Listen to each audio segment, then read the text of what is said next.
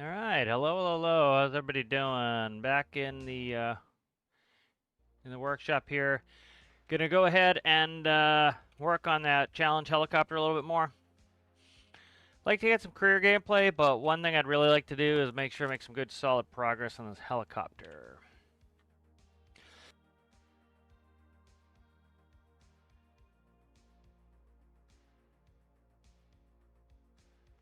All right, so let's load that up.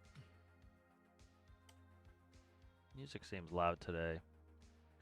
Don't know why. Let me see if everything's going all right on this video. Stand by.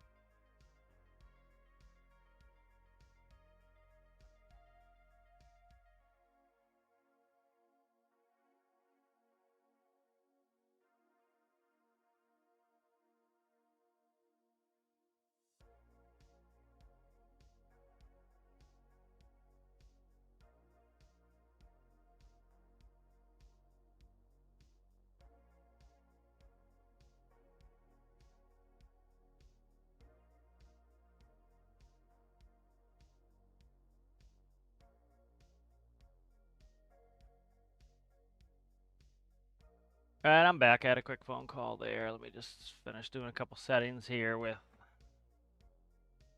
YouTube's, and then we'll be going. But how's it going, Amanda? Good to see you. Let's throw this up. I want to make some more progress on this. So it's working pretty well right now. Got some stuff we want to work on, though.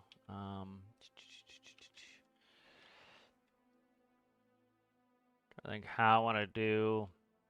I had fuel routed in there just for a test. We'll do some more sculpting here. I got some sculpting areas I want to work on here. I'm going to just change the color up. I can see contrast a little bit better if I change the color. So definitely, redoing the gear. Let's work on that.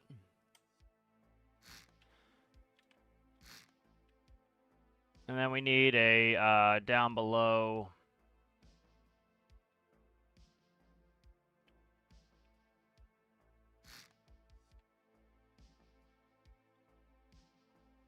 I do want a lip on that. I don't know how much though.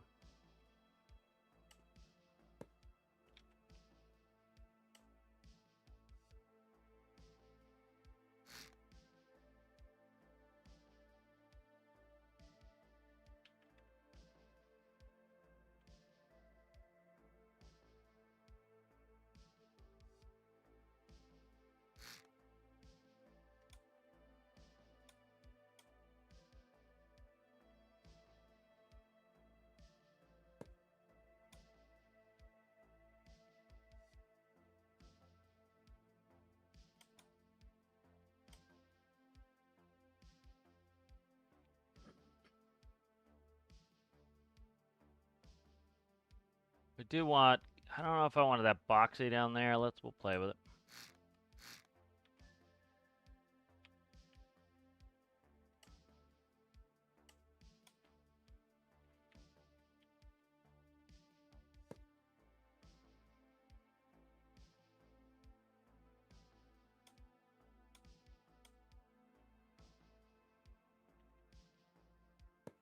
I want it pretty industrial looking, so I don't want it too rounded off either. So that's kind of one of the concerns I have.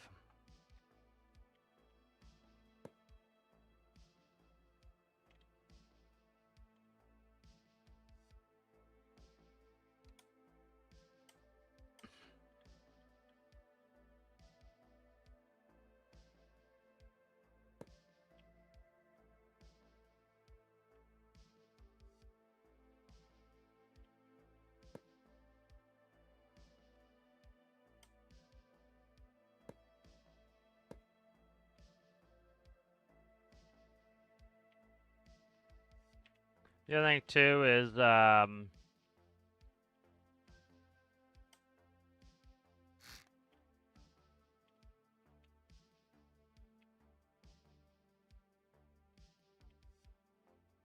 want to put a rescue, I need to go down below through here, so I got to deal with that. Kind of like the floor where it was.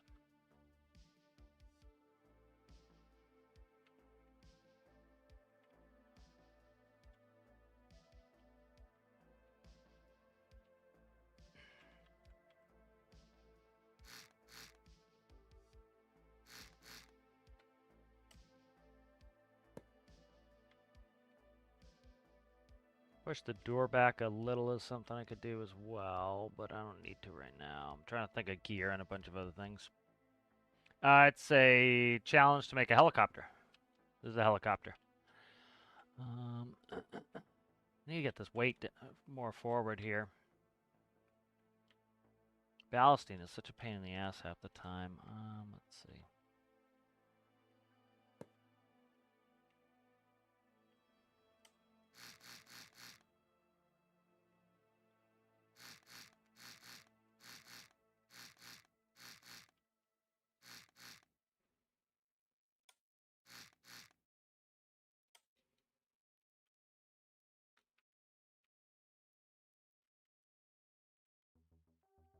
Thinking permanently affixed gear is kind of the thought.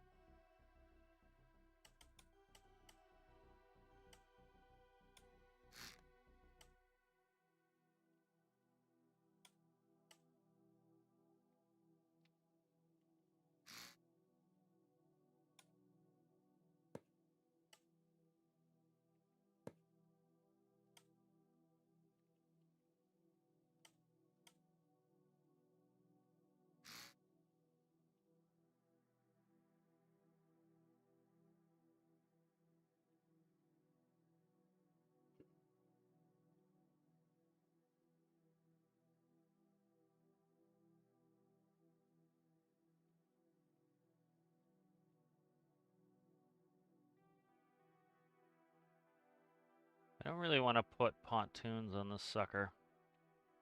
To widen it out.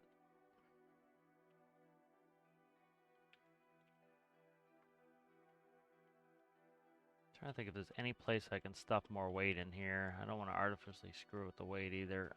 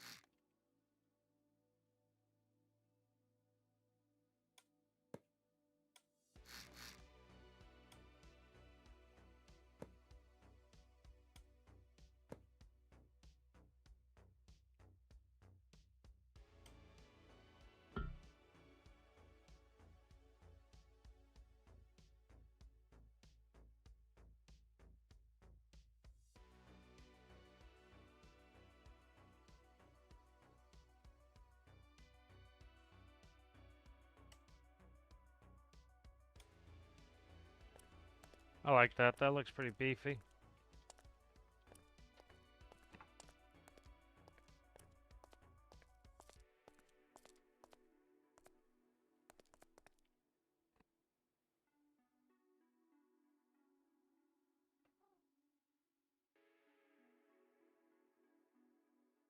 How's it going there, Travis? Good to see you.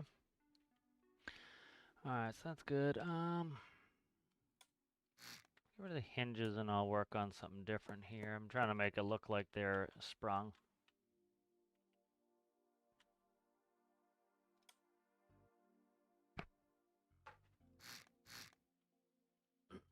For now, we'll do this and then work on those, but that looks pretty good there.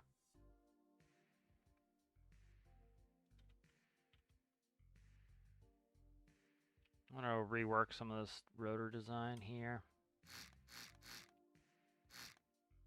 That was just a placeholder anyway.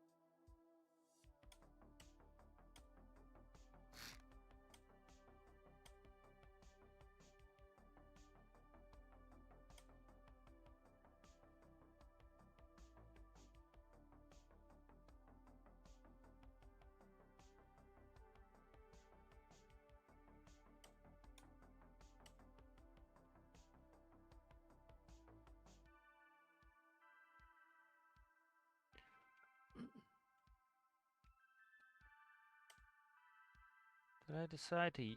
Okay, I'm not using yaw. like that. So let's do this, cut a subgrid out of here.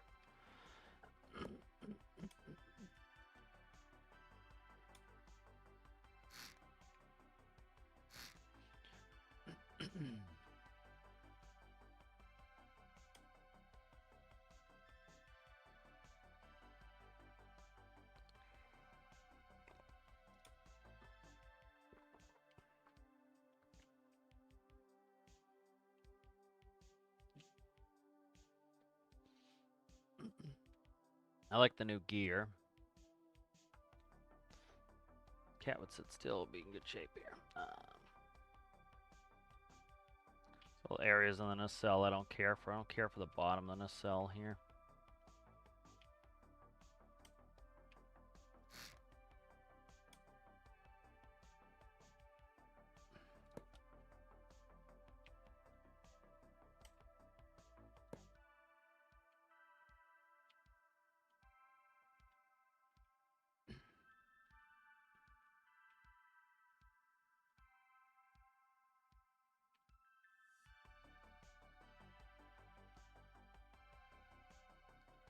I would like to put hard points on the wings, but I don't think we're gonna have space.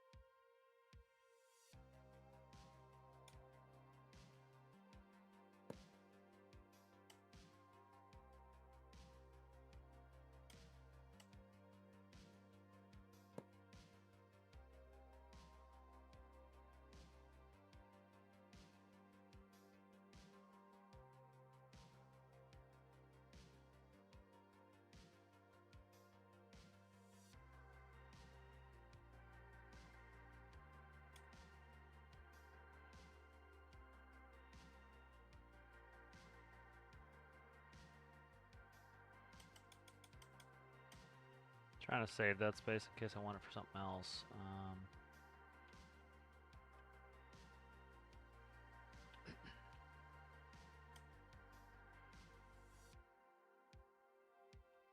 CG.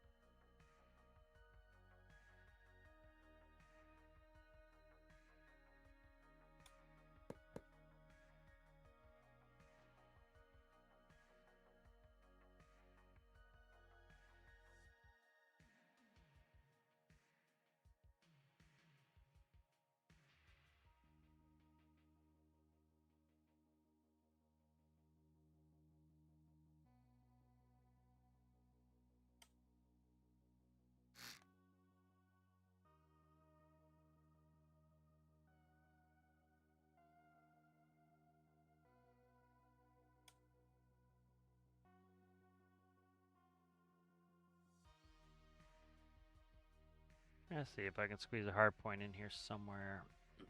I could run the fuel through the RPS. Generally don't like doing that, but I could.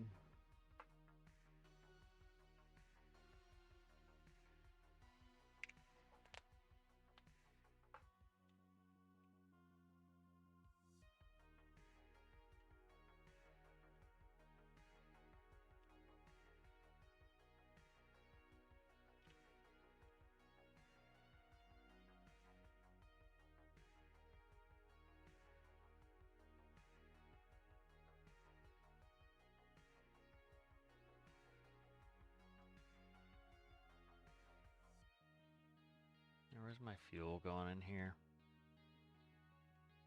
Right here.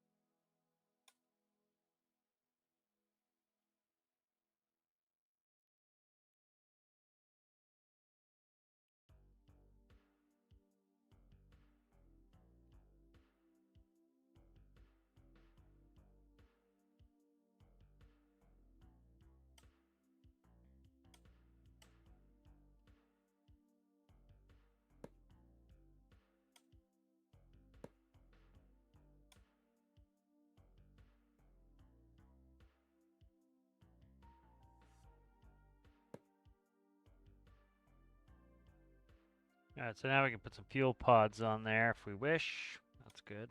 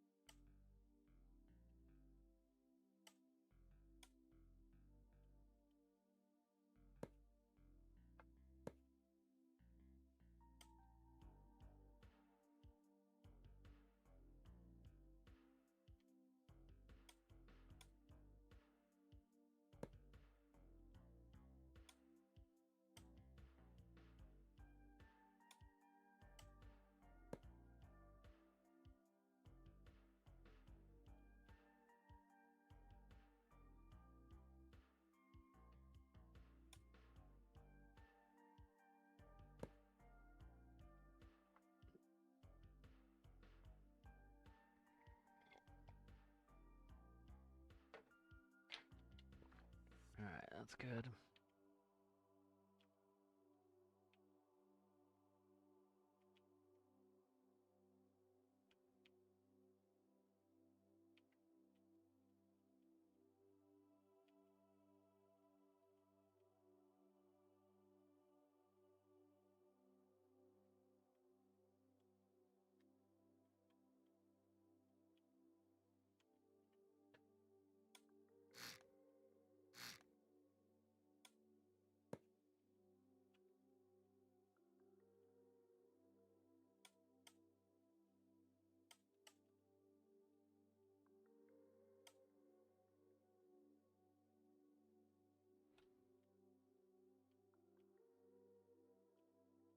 What's that about? Oh, that's the air intake. Alright.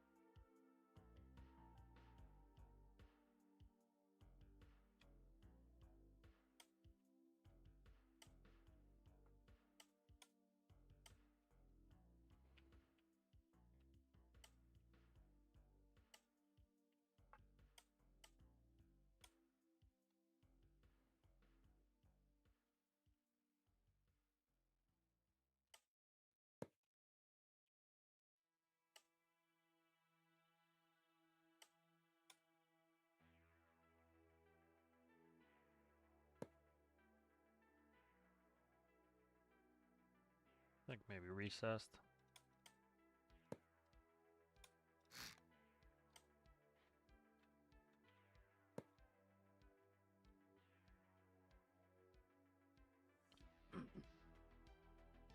Let's go for a quick flight.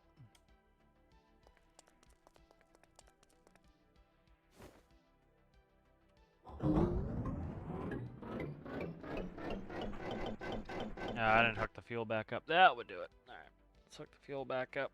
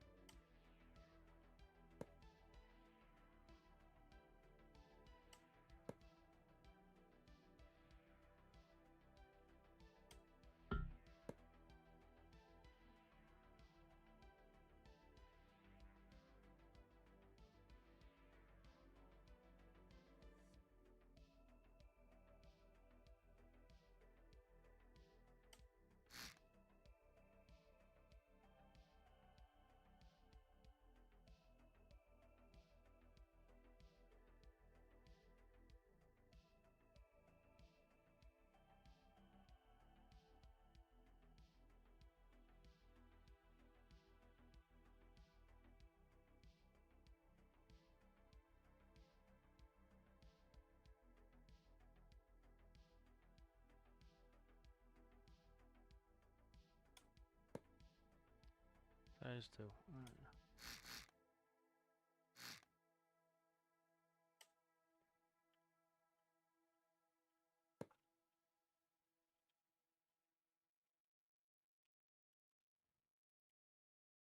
Alright, that's good. Let me get that plumbed up. Yeah, I'm going to do a quick air vent here for the fuel tanks.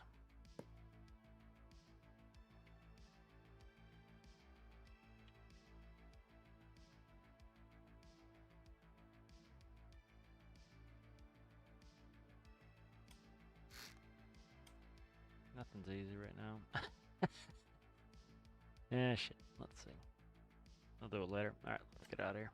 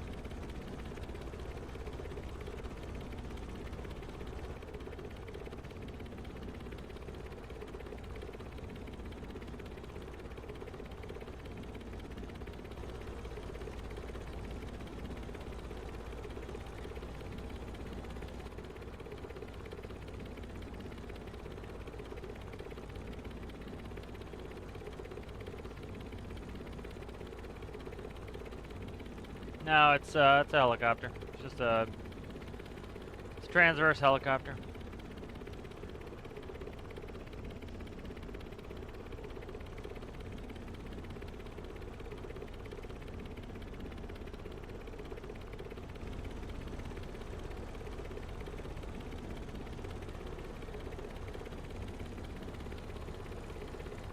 We're doing a good like 112 knots right now.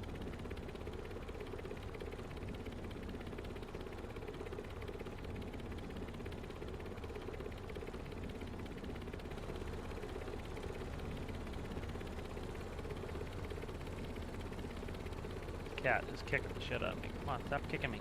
Sit nice.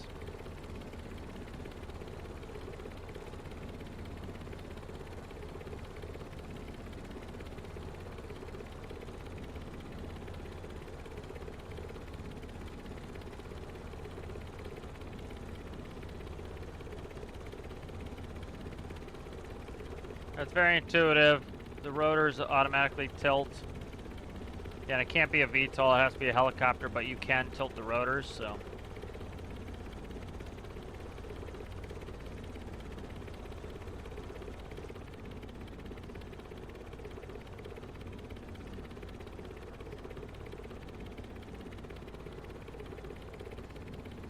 So no auto hover yet, I haven't even hooked it up, so it's, you know, it's very stable as it is.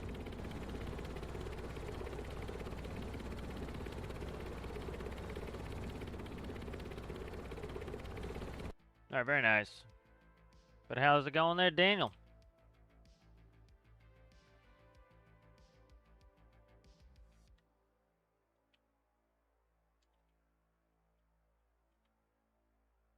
All right, good. I'm liking that. Everything's digging it so far.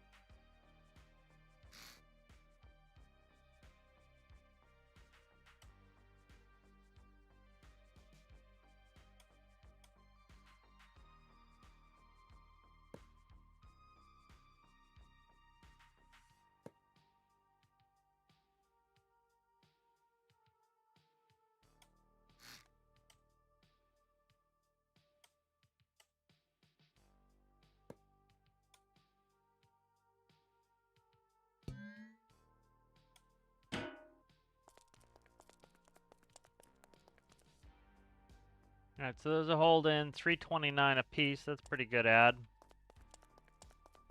This holds quite a bit of fuel, so it'll be good for range. Plus, this thing is gonna sip fuel as a diesel.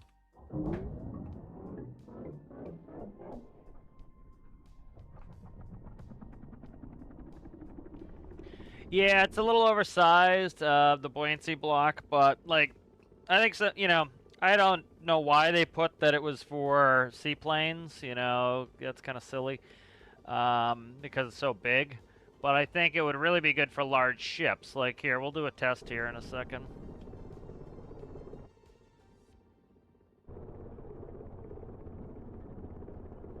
This thing is just very intuitive, so if you didn't see yesterday, the way that the tilt works is based off speed. So it's doing 1/100th of the speed. So if we're going 1 meter per second, it's tilting the rotors 0.01. And so then eventually it will get up to its max. And so all you do to slow down is, just like you would in real life, you pitch the nose up and you do some down collective. So as you pitch the nose up, it's going to want to climb. And as you do down collective, it's going to fight that climb, so you're just increasing drag. And as we slow down, the rotors are going to go vertical again, as you can see. So it's very intuitive. And then you'd go to where you're going to go. And because we're going slowly, you know, the rotor is going to stay up and you're going to hover. And then when you want to go again, you just start moving. Tip your nose down, and as you start pouring on speed, the nose naturally comes back up, and so you can look straight out. You don't have to, you know, change your viewpoint. It's nice and fast. And then again, to stop here, all we're going to do is, we're just going to pitch our nose up, which could try to get us to climb, so all we're going to do is push down collective. And the more down collective, we can do more pitch up, which is going to slow us down faster. So, and then as we slow down, the rotors are tilted straight up again. So it's very intuitive and easy to fly. Just using the stock gyro. Again, it's pretty simple if you just, you know, I haven't even changed the sensitivity in the stock gyro. It's just in there. I haven't been using auto hover at all. Like right now, not touching anything. Yeah, so it flies really well. I like the gear placement. That looks good.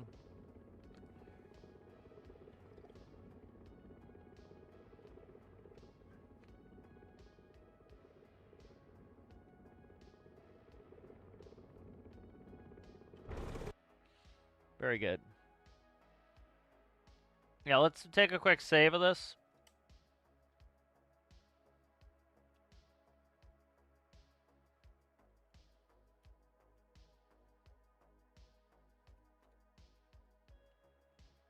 Steady state 20. Let's go look at the buoyancy block. So, as usual, you know, people who are just like herder, storm doesn't work. Haha, I funny. You know, real you know, deep thinkers. You know, not really understanding kind of what the point of the block is. Now, are they too big? Yeah, sure. I absolutely agree with that. But like so we did a test yesterday where I had two. So you see how it's like, it's really low weight and adding buoyancy. It's kind of a cheap block, kind of like the keels are. You know, people ask for this shit, you know. Instead of taking the time to learn it, they wanted some blocks like this. I have no problem with it. That's fine, you know. So what you could do is, here, let's find a boat. Here, let's do a barge.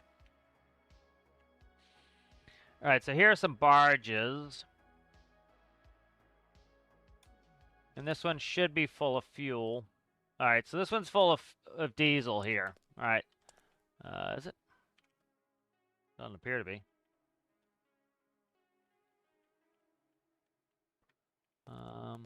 It must be selected to empty. Let me fill it. All right, so you saw here, let's spawn it real quick. So you see where it's floating with no diesel in it. That's barges tend to sit up high. They're big square. They got a lot of buoyancy. And then they'll sink down lower when you put in you know, in this case, diesel for their cargo. And so you see it's designed to sit right around the water line. So now you can see where it is. It's sitting right right about the bottom of the water line where I've designed it to sit. Now, let's say you want to boost the buoyancy. So, yes, these blocks are too big. Absolutely. Everybody agrees with that. So let's go ahead and see where we want to go here.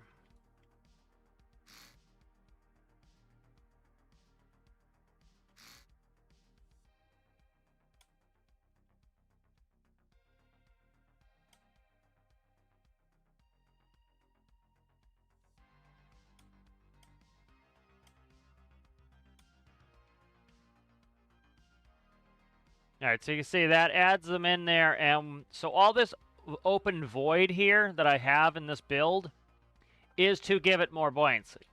Now we've added some blocks here that give them more buoyancy, and let's see what it does.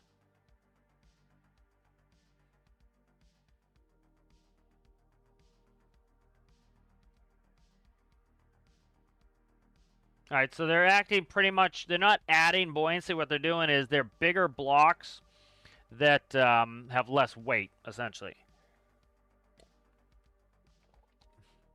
So each block here, let's find them.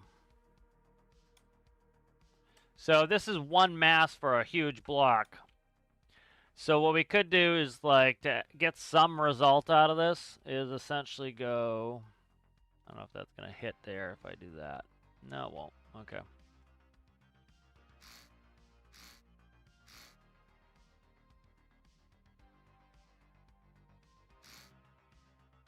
You know, I do think they kind of missed what they could have done to make this better. Like, one thing that they could have done to make this better is, for example, where do you want to have your lightest materials? You want to have your lightest materials up at the tall parts of your ship, so like your superstructure. So I think what they should have done is had it so your superstructure, by making these essentially, instead of what they did where these are huge, make them smaller, essentially 1x1s. And what it would allow you to do is you could build your superstructure out of the light material. And so what I would have done, and I've talked about this before, is make steel and make aluminum.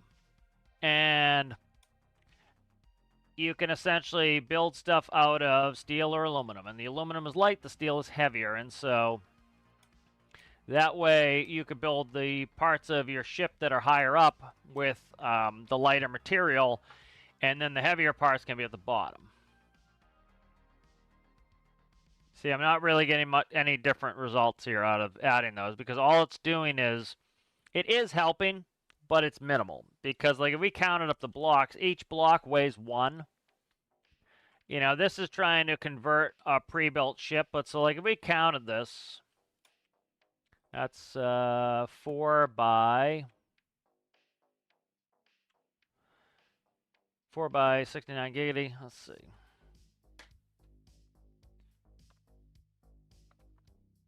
So that's 276 times 2. That's 552. So the blocks just within these rims here are weigh about 552. And we're adding these blocks in, and they're about a quarter because they're 4s. So where the bottom would weigh 552 there, if we divide that by 4, because that's the face of it, they weigh 138. So you could do some things that are beneficial here.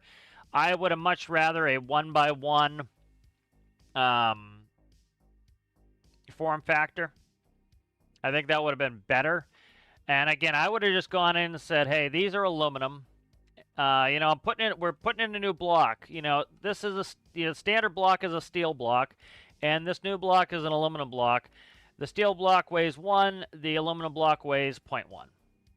And then what you can do is when you build your ship, right, you want, you know, the bottom part of your ship needs to be heavy for stability reasons, right? So you build that with steel, right? And then you come up with your aluminum, and your superstructure on your ship is now made out of aluminum. So that would keep your center of gravity nice and low.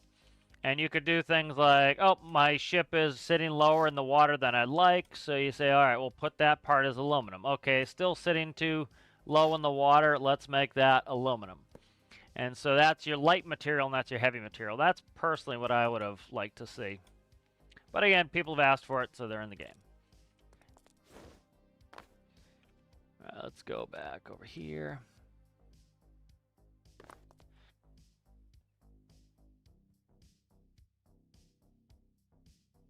Flood protection box, you use these instead of air. Yes, yeah, so you could fill like, so what Daniel's talking about is like, this is my void here. This void here is full of air.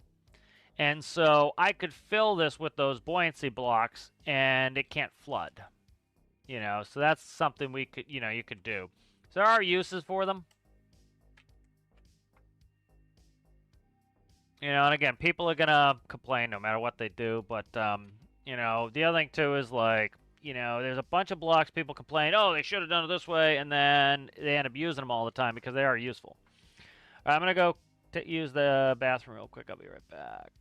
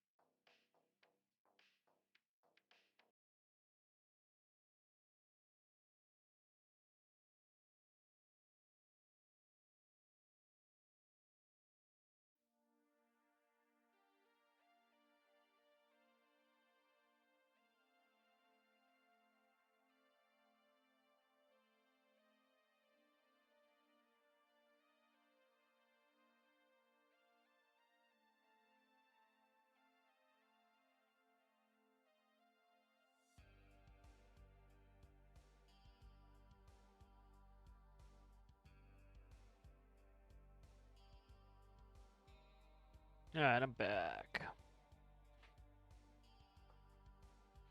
Yeah, and it's gonna take some time for people to figure out the uses for it, like anything, you know, and eventually people will have those uses in mind. Let's see what we want to deal here. So this is coming along nicely. I'm happy with this so far.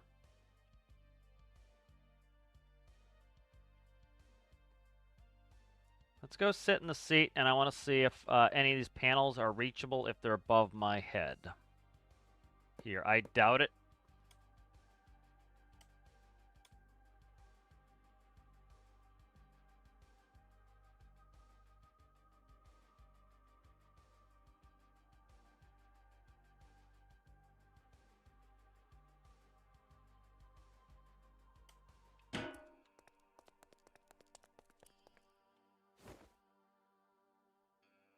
Alright, yeah, that's even tough there.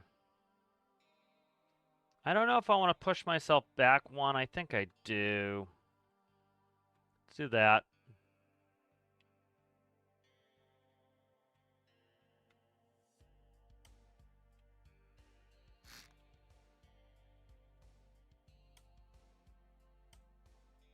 This was something that, like, it was an issue with the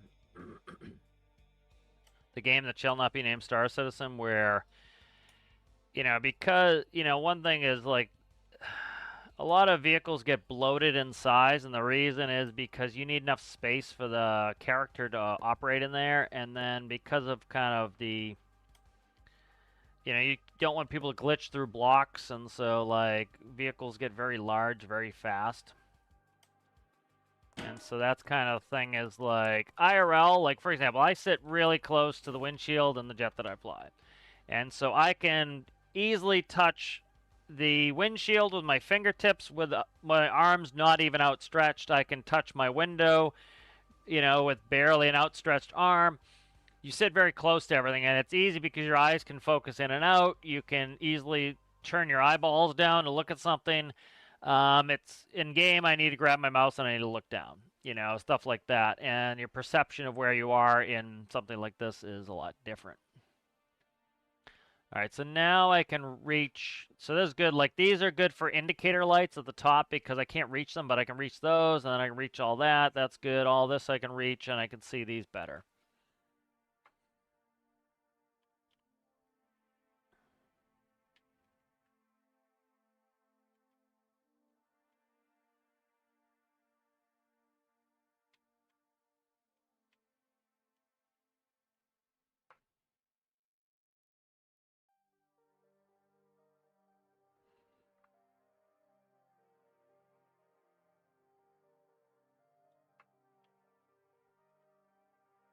So you put a lot of switches on the sides here, main panels here. For the challenge, they have to all be my own panels, so I need to either deep dive into Lua or make it pretty analog. Been doing some Lua. I'd have to do a much deeper dive.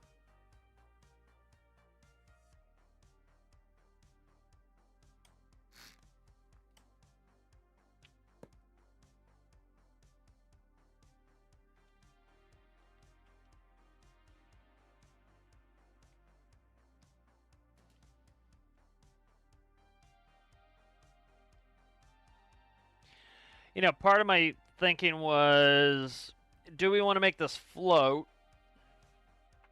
The issues with that is, like, we could easily probably make this float if I put a sealed volume in here. Let's go play with that real quick, just to see. Let's do this.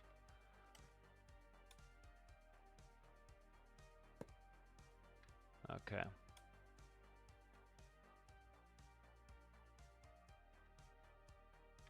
Problem is, too, tipping over laterally.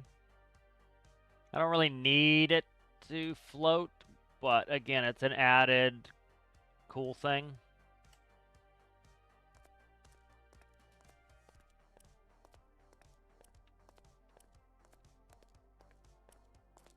Yeah, so there's going to be an absolute amount of chicanery to try to get this to float. Let me make sure that it's not full of water. All right, so it's not full of water, so this would be an absolute amount of chicanery to get this to float, so it's not worth it. It's pretty heavy with the ballast in there, and it's pretty heavy with all the fuel we've got on board, so there's really no point in making this float. So that's good to know.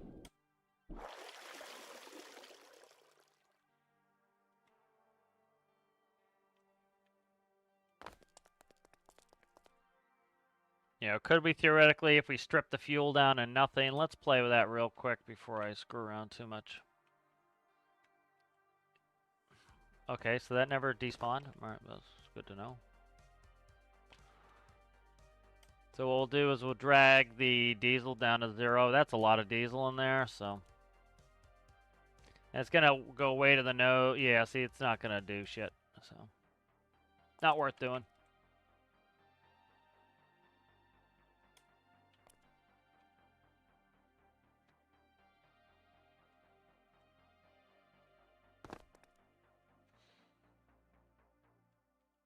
All right, so kind of the way that I like to do my rescue stuff is what I'll do is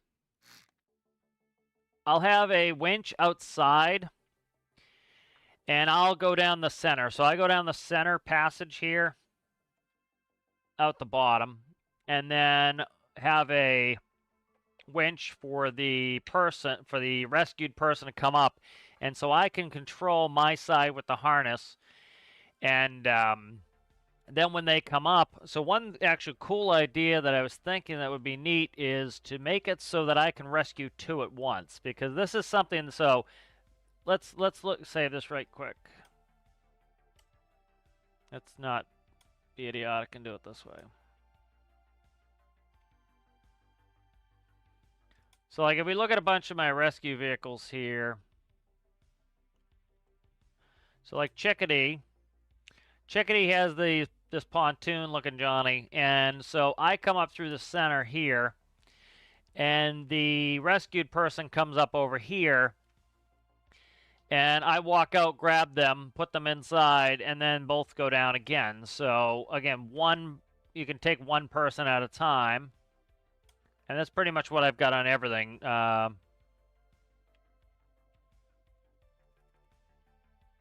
Night Owl has the same sort of setup, but you do it out the back. Katydid has the same sort of thing. I go down the center, they go up here, and the reason I go down the center is when I get all the way up, the door closes, and that allows me to get out of the harness. The other thing I could do is, if you come up the sides, you can grab on a seat really quickly. So it would be cool it's always nice to add a different function for a new vehicle.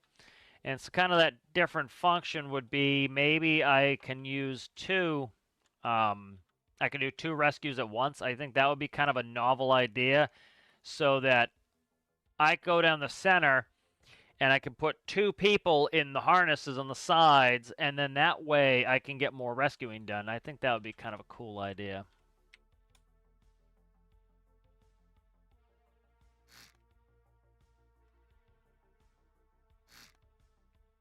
That shit.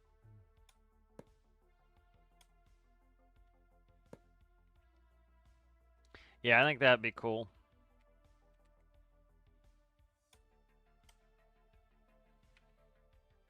Because that would give it so, like, this would be add some functionality if there were more people.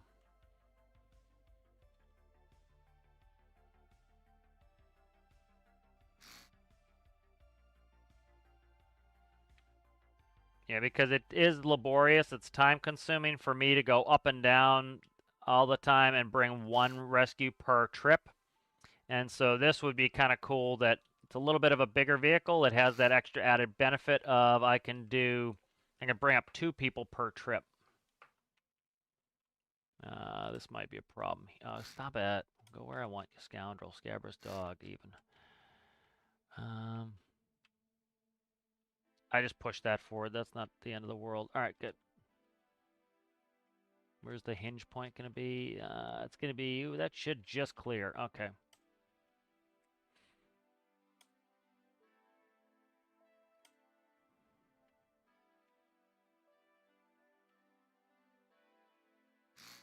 So these doors would open out, and then I'm going to put the winches. So one thing is I don't like having all my harnesses hanging below the aircraft, and so with this one having a pretty tall roof, that should, and with being able to put them out in the doors, this should help with that.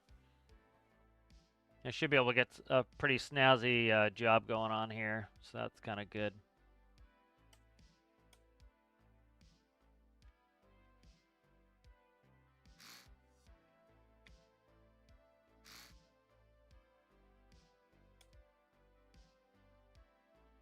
There's the door frame controller.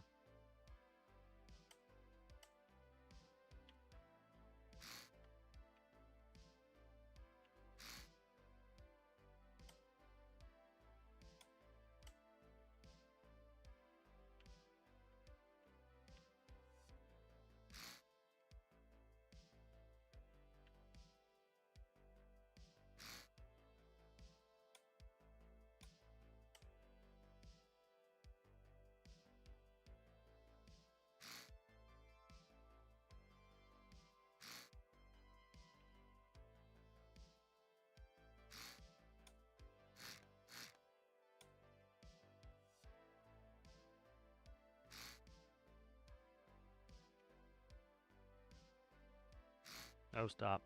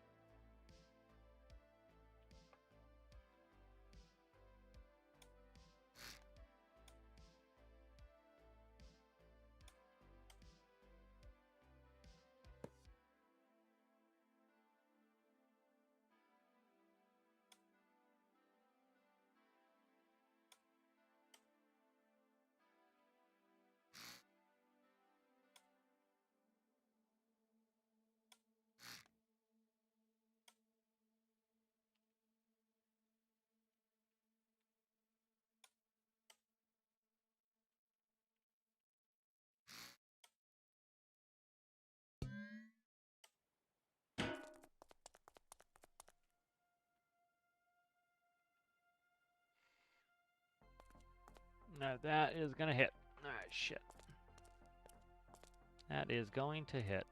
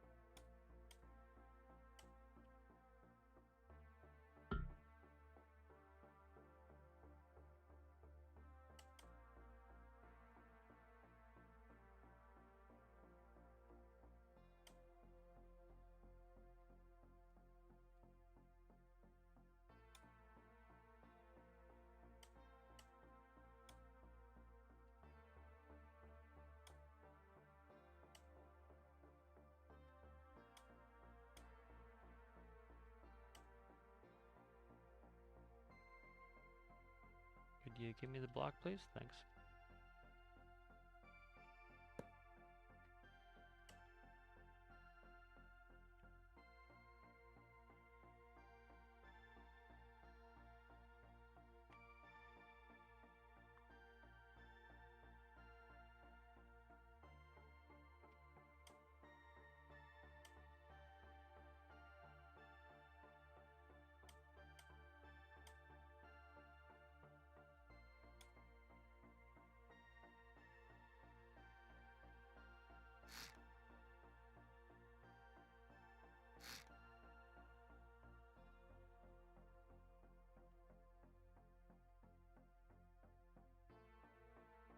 See if I can take out this much ballast without causing me big problems.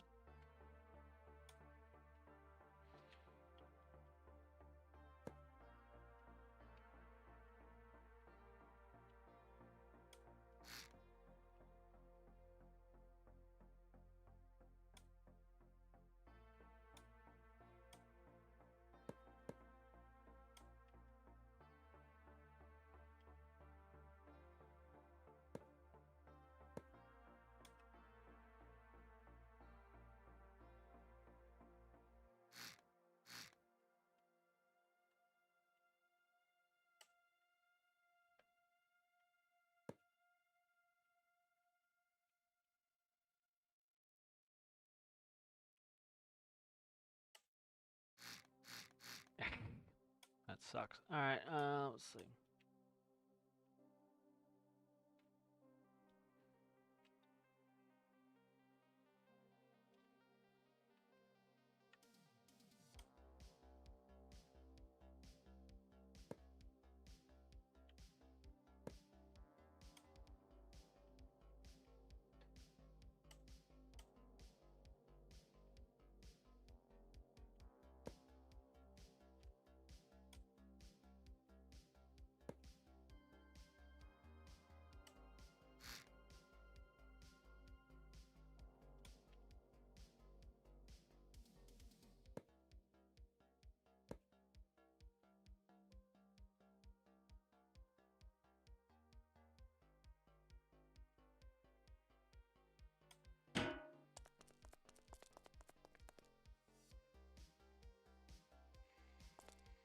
Alright, good. So that's gonna be cool because we can put the winch on the door, and then the harness, instead of being screwing around hanging outside, we didn't lose that much fuel. That's fine, especially because we have the tip tanks or these drop tanks.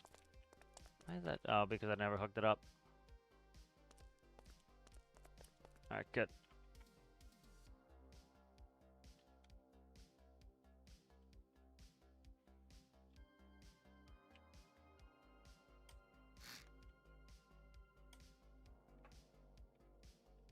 Don't think I could do a stair like that. No, that will leak.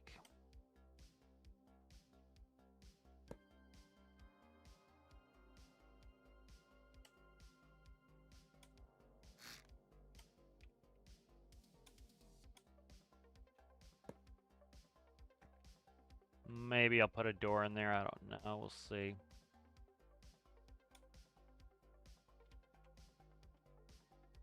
We got a good bit of space in here.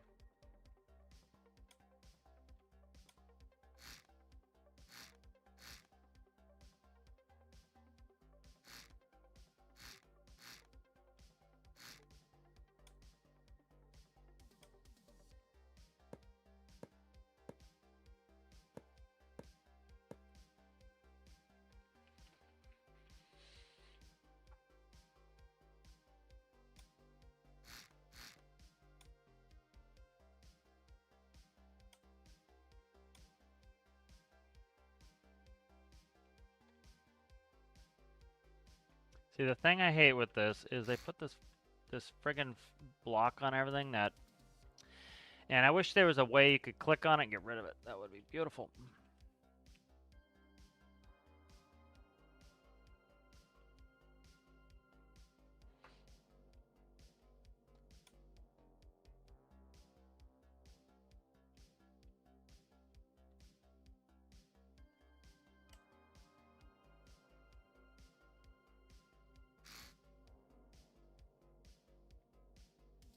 Again, they put that fluid node on there so you can pump, but it's annoying.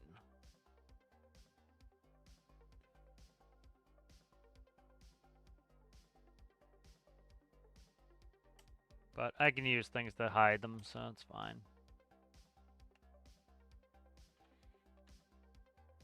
So stop that. Stop that. All right, let's go.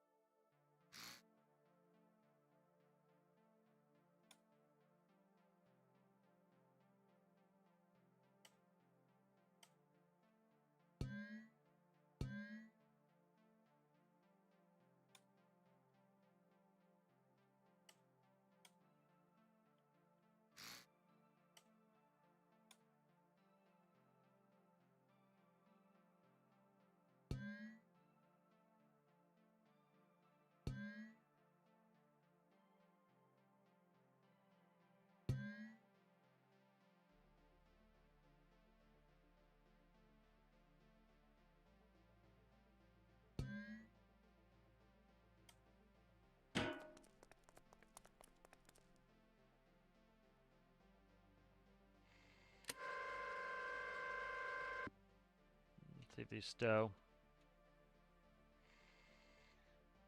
Not really.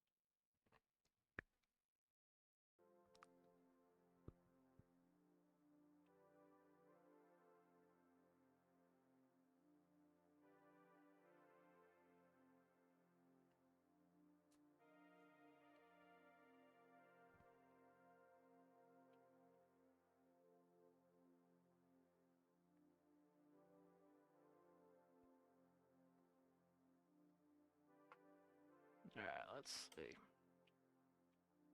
Well, it's cool. These doors are going to cause me problems. So.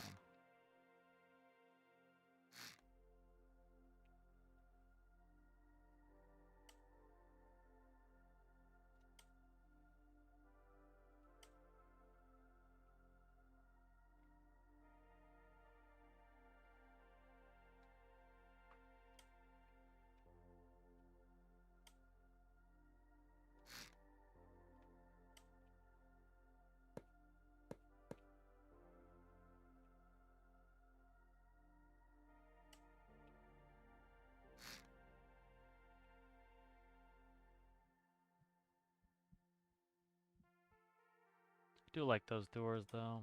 I like the way they go up on the wings there.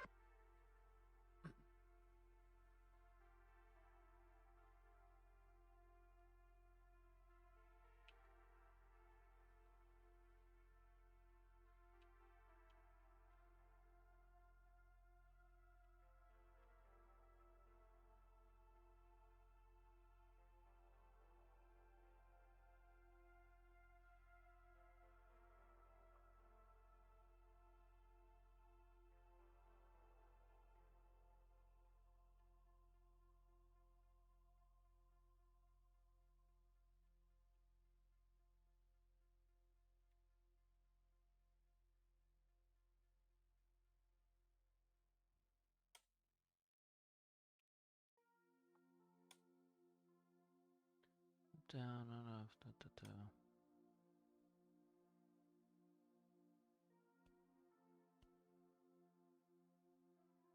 The other thing too is I should be able to shrink these because I don't. What's the distance though? That's the problem. That goes 40 meters. That one's only 10 meters. So that's why I usually use mediums. They're huge though. That's part of the problem. Freaking huge. Stop. Go away.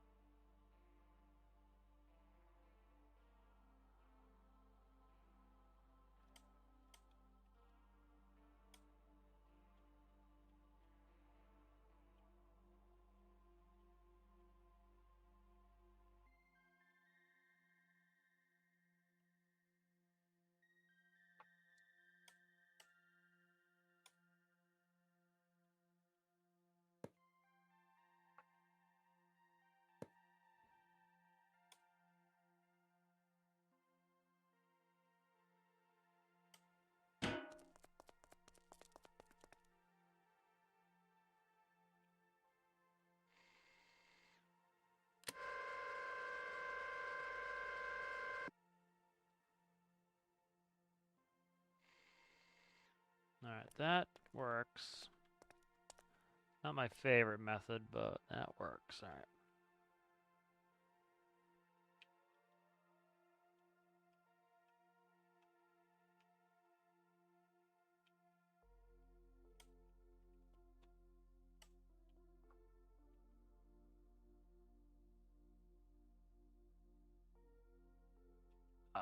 It's gonna be one block. Nope, it's perfect. That will actually work. Alright.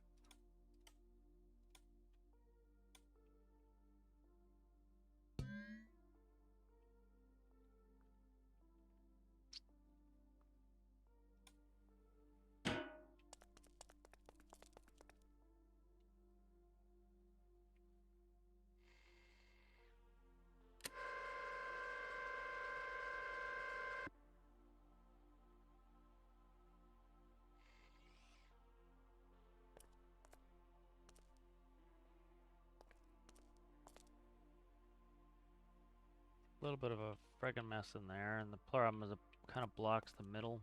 I can go through it.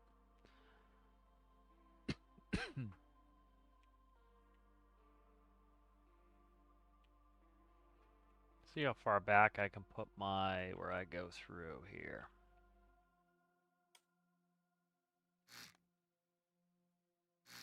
That'll work. Alright.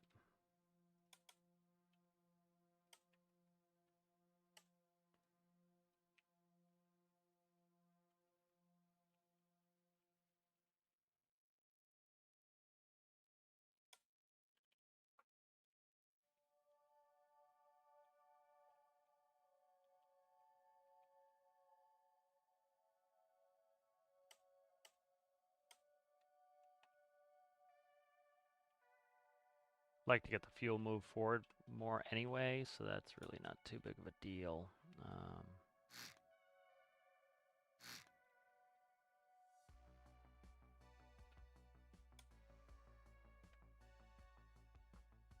I can cut the fuel down too. I don't need as much fuel, so I might not even let it go to the back here.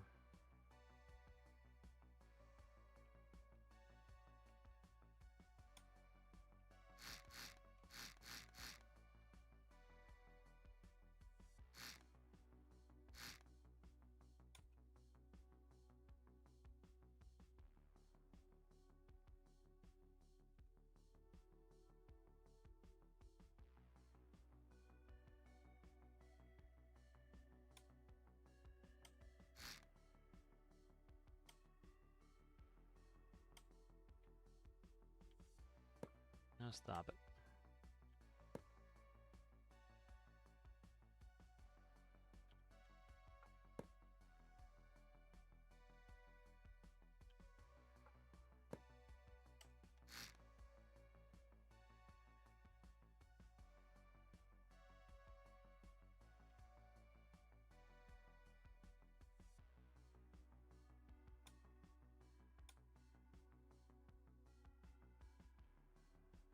It's gonna be a problem here, but not at the end of the world here.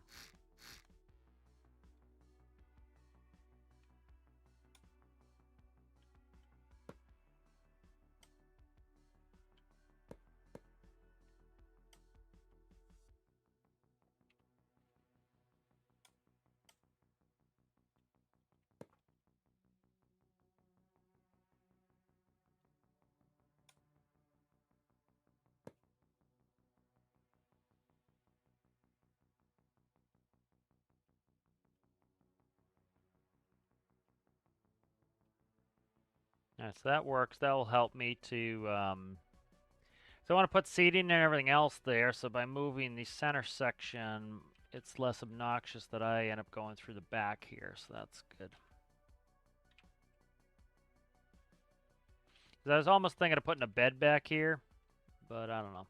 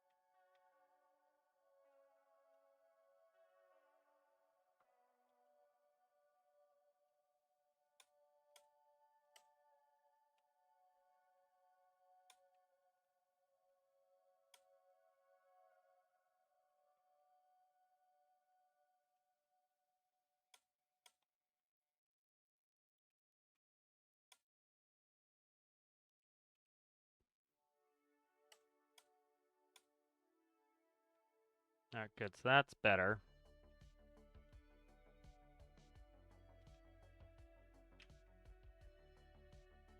Because I usually have these flopping around outside, and I don't like that.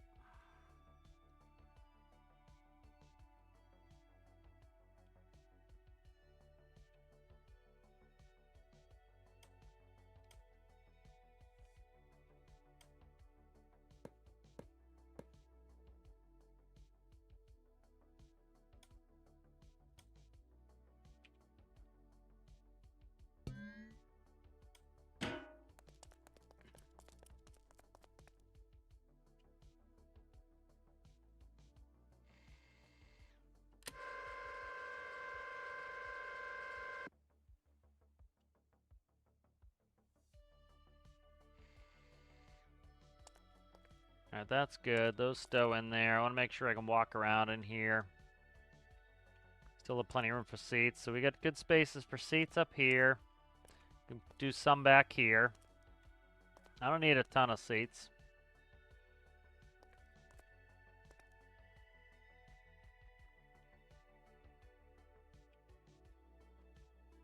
Okay, good.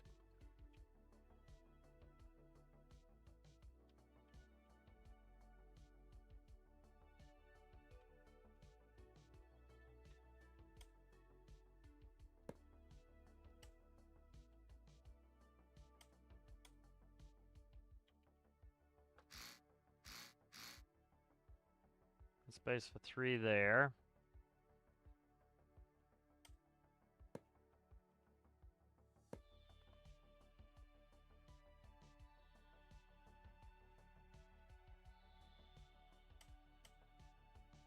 You put them in the back there. So that's good.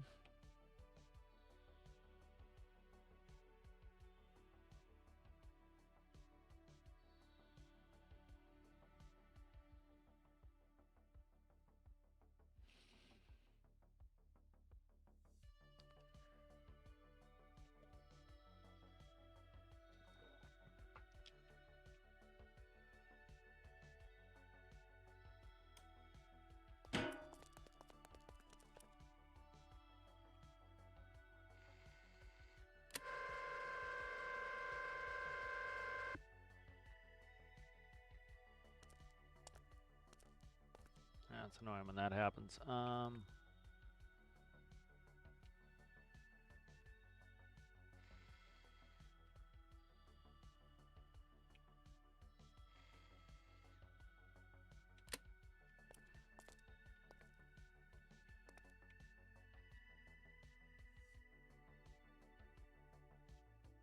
Trying to think of something more elegant for this as well.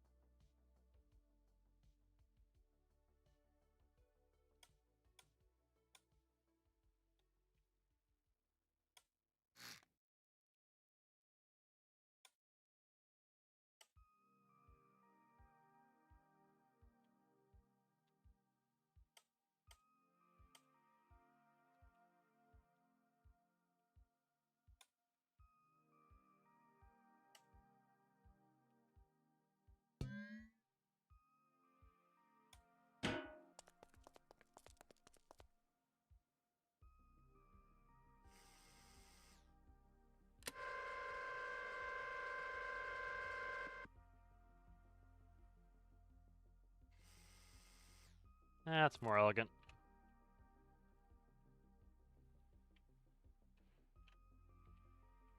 Makes it hard. It makes it impossible to get through now. That's problematic.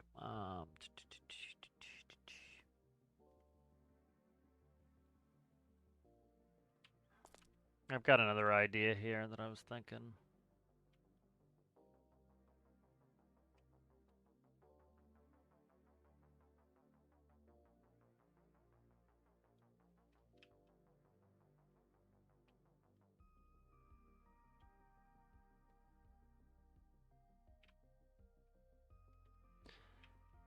There's always the opportunity to raise the wing as well, but I'm just playing at the moment, figuring out some things.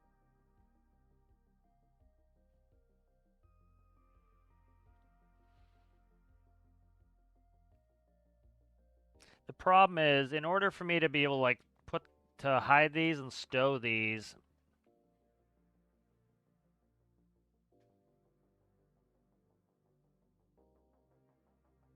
I would need to have handles on them.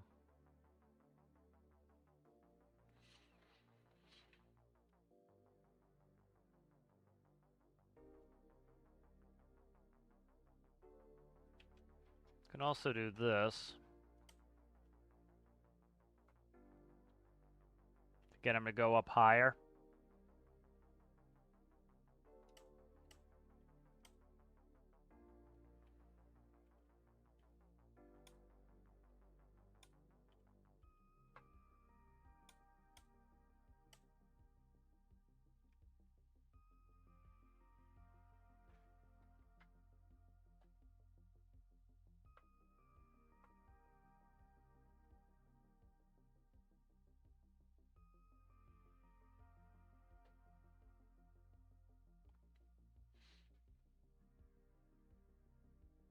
Because I don't want these flapping in the wind. That's part of the problem.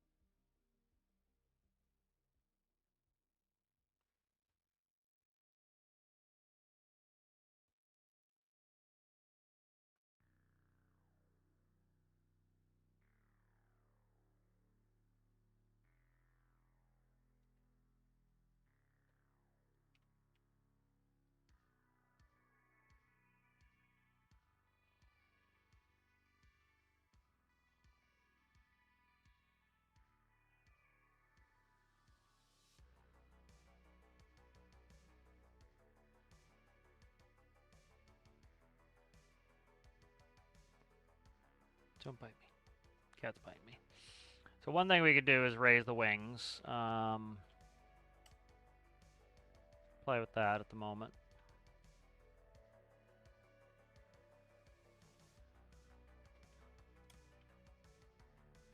You get more height on the doors. Ow! Get stepped on by a cat.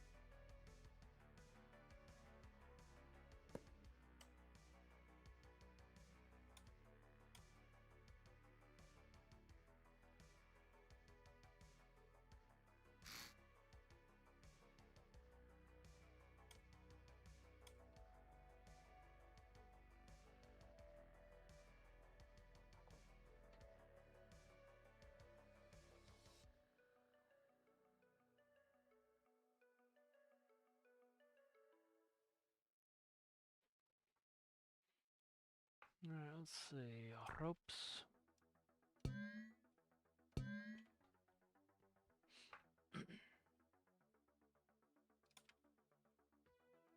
Okay, flicky camera, let's not do that.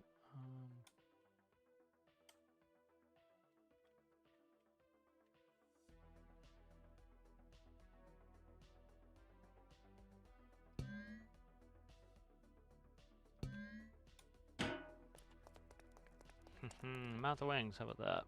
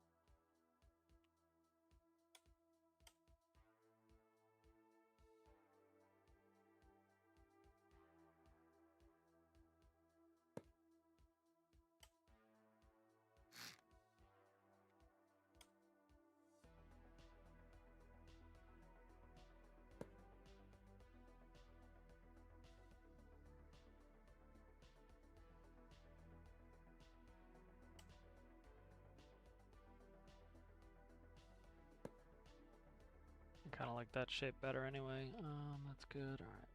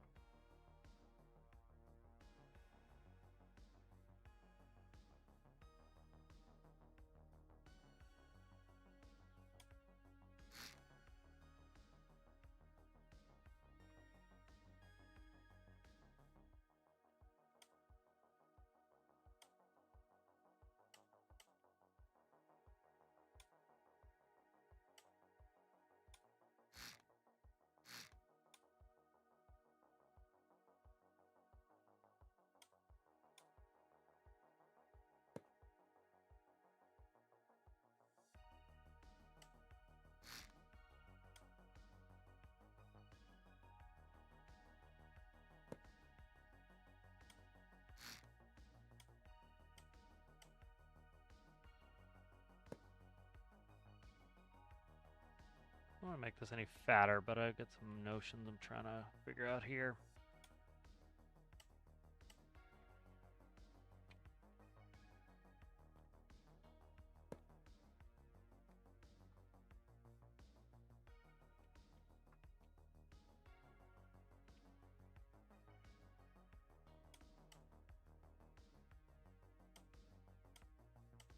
I don't want to make it too fat is the problem.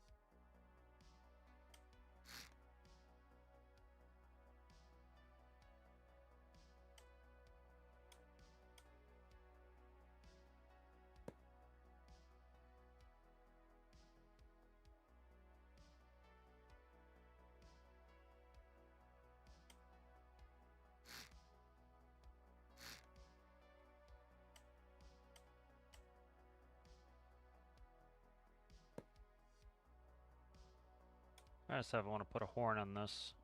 That's kind of what I'm doing.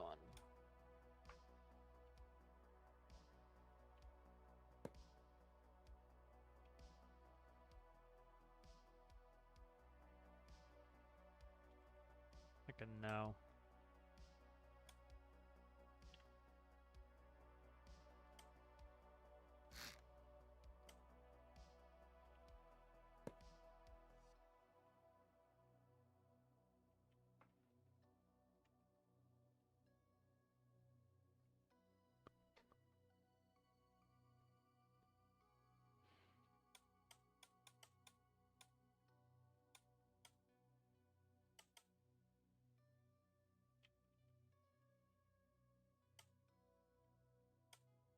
I don't want it looking too smooth. I want it to look pretty industrial, so I'm trying to square up some stuff and do some off angles here to kind of get that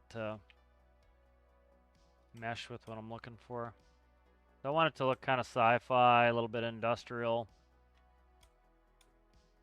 I don't want it too smoothed out.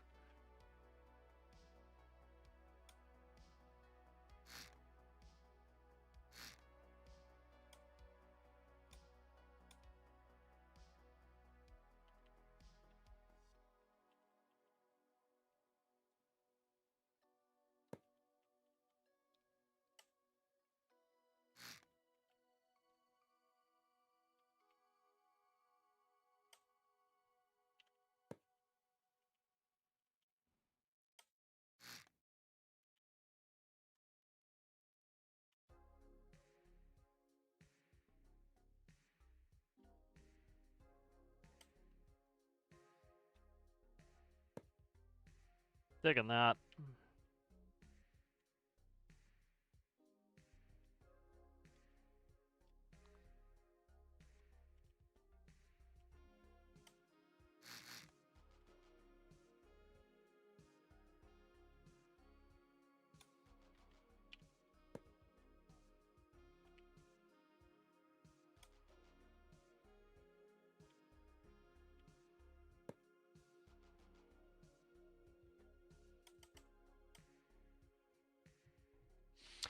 Let me catch up a chat here. I gotta get some. Put my jacket on here. I'm freezing to death. All right, let's see.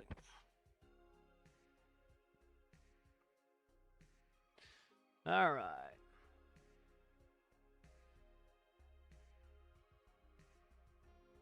How's it going there, King Stallion? How are you? How do I compensate for the thrust not lining up with the mass? Do you angle the props down, trim it out? Yeah, it's not a V-22. It's more helicopter. They never go fully forward, but they do tilt forward a little bit.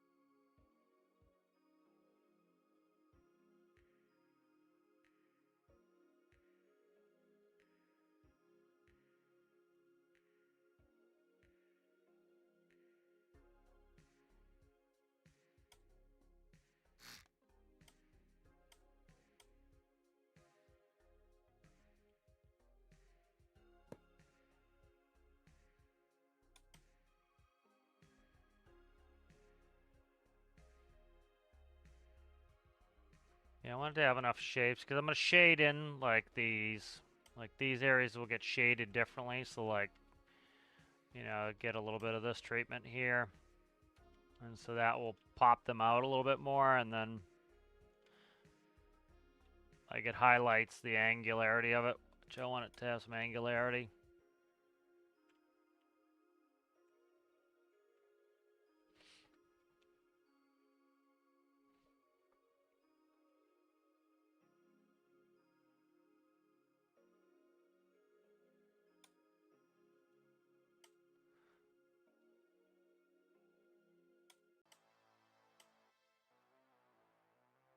And then I need to put these gauges back in.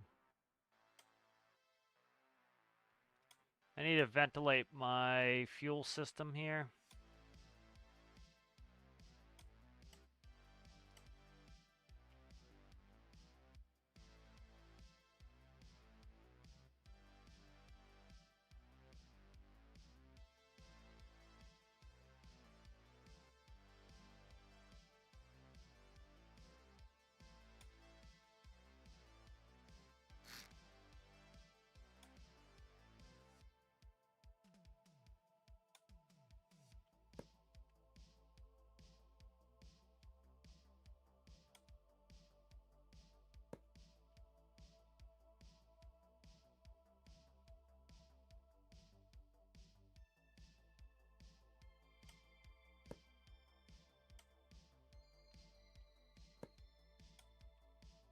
Alright, I'll put a gas vent in here.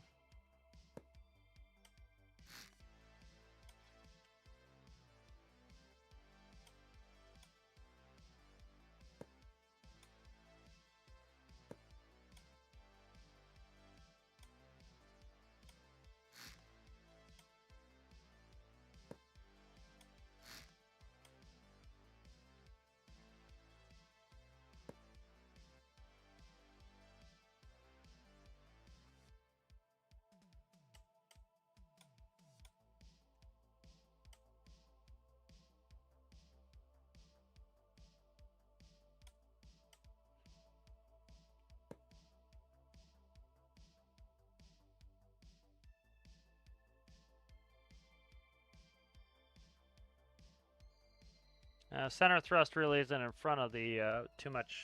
Yeah, it's not really above the center of gravity because they only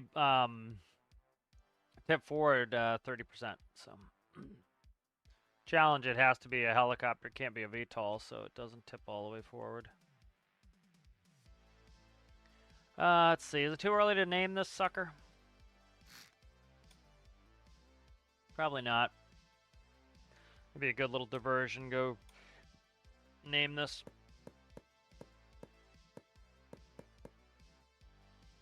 Let's see, what would we do for this? I'm trying to think. I just did the Vulture.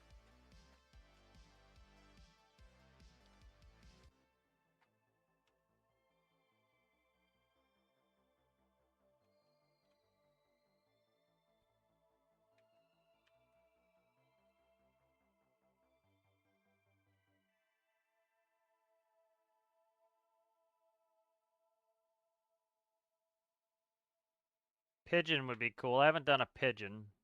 Yeah, I think pigeon would be cool. Yeah, I like the notion of a pigeon.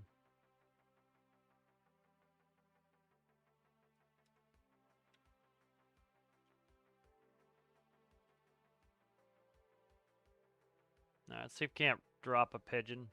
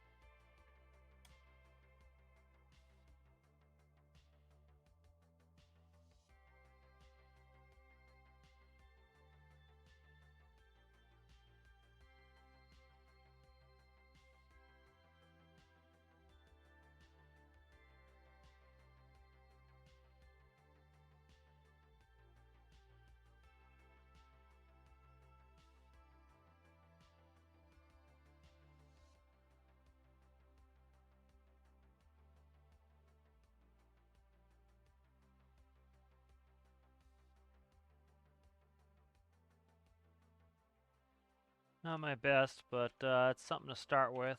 I can improve on it later. But it's always good to have a name for it.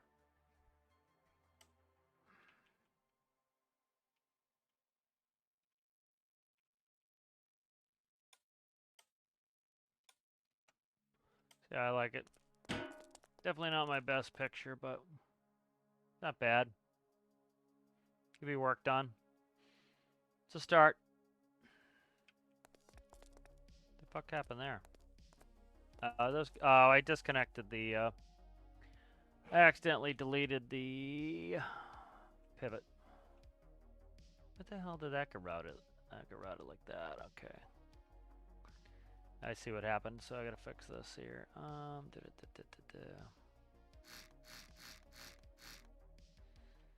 Where'd the pivots go? Right there.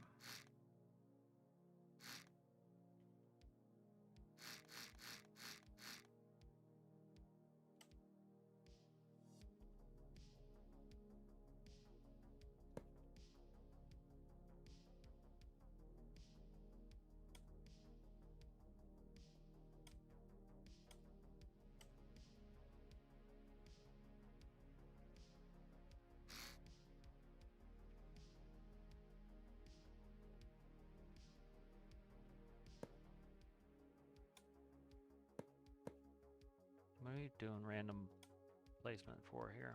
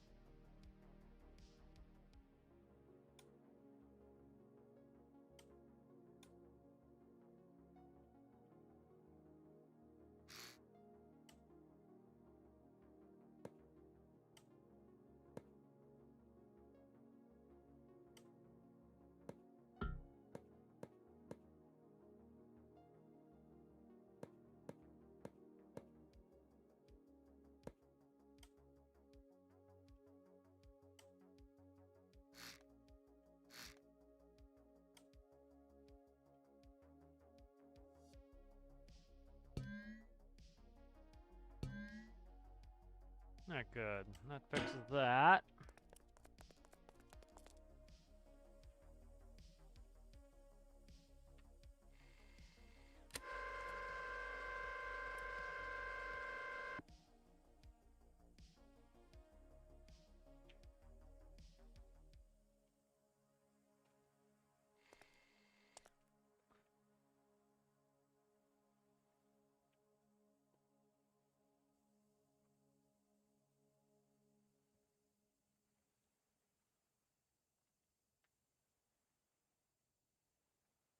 The other thought too is put these on linear tracks on the doors. It's one of the reasons I did the ceiling doors was so that we could do that. So that's a thought as well.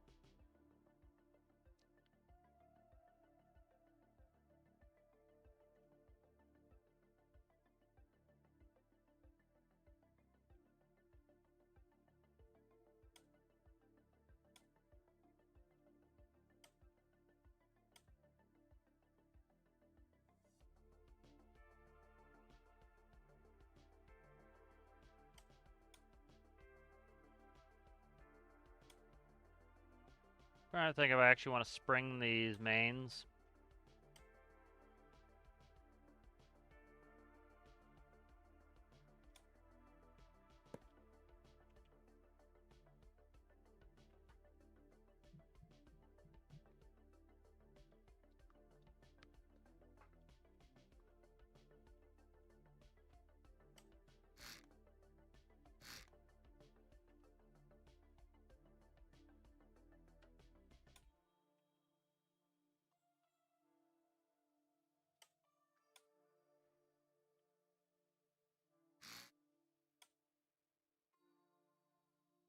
Yeah, I'm trying to decide if I want to spring these mains or not. Let's play with them, see if they're worth springing or not.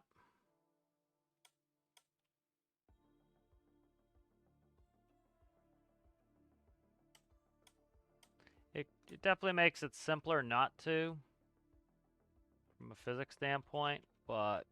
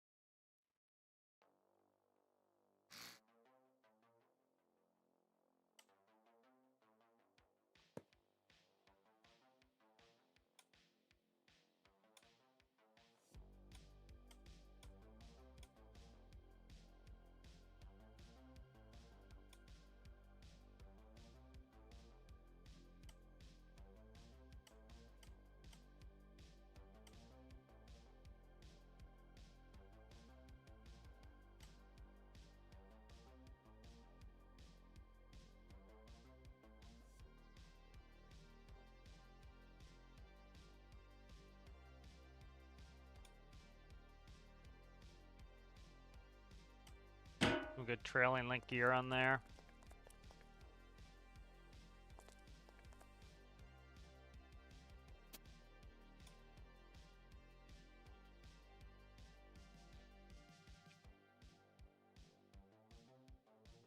That's why usually I like to fake it, is to get better performance out of it.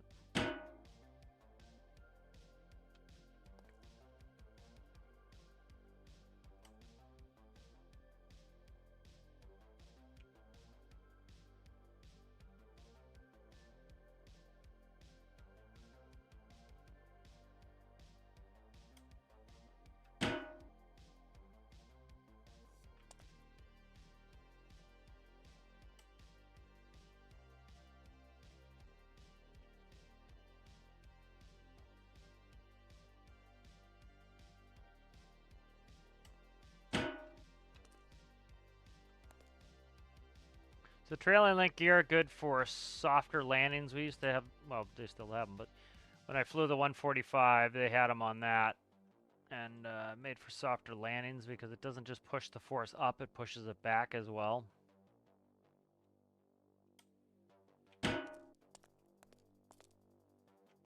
This is part of the problem with using actual suspension, is like it's a balancing act, and then as I change fuel, it's a little bit too touchy.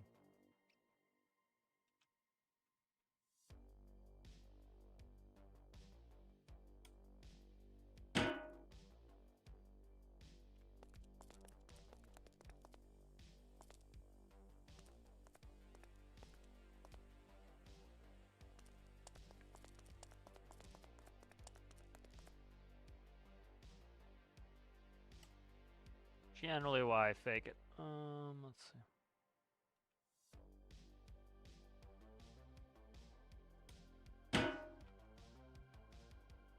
Yeah, see, it's pretty much going to be all or none. And it adds a shitload of subgrids, so...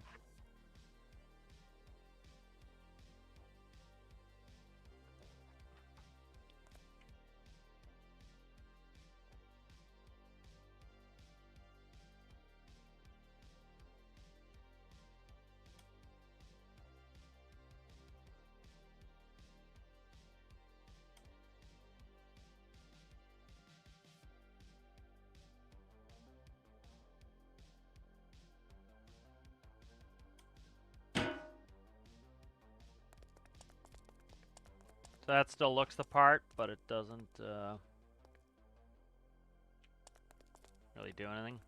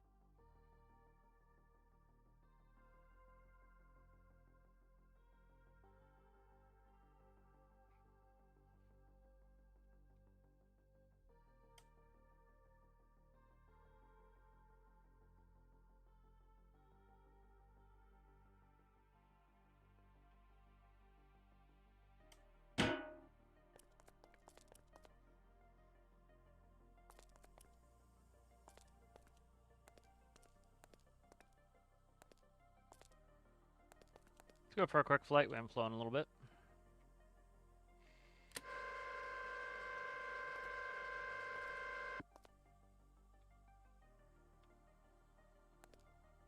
Ah, sucker. Alright, let's see.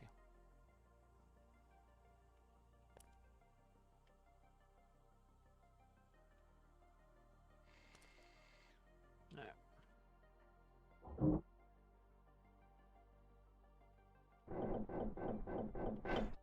Fuel got disconnected. Let's reconnect that.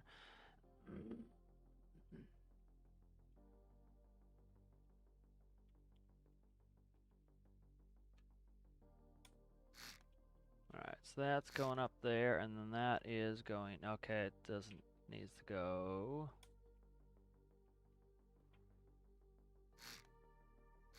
Leave there. There.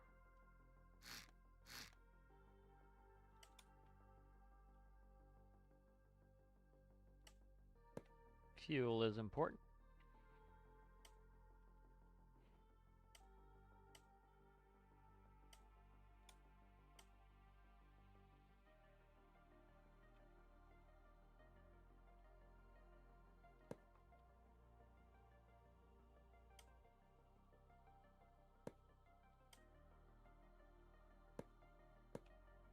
Alright, there we go.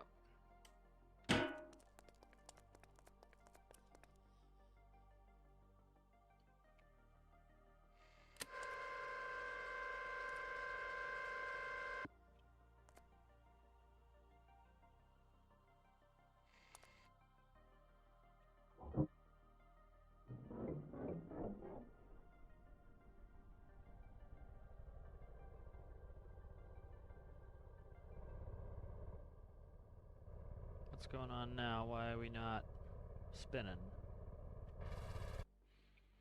Alright. Let's see what the hell's up with this now. That is the RPS node right there.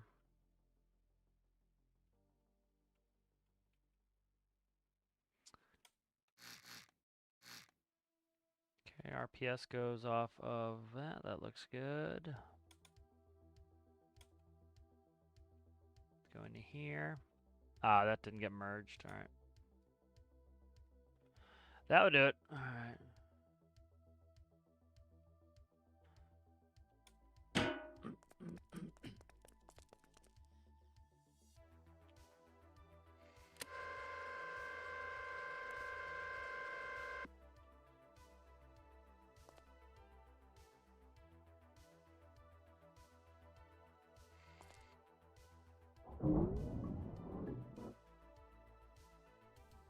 Yeah, pigeon's growing on me. Needs a little bit of work, but not too bad. Especially for a quick draw.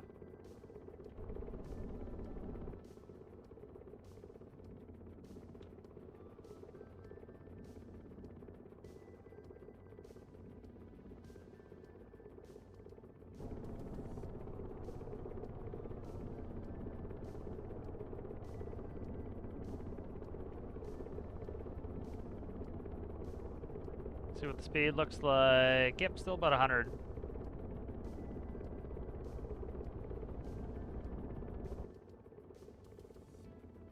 Could get the rotors turning faster too. I like the new wing design a little bit better. It's not completely symmetrical.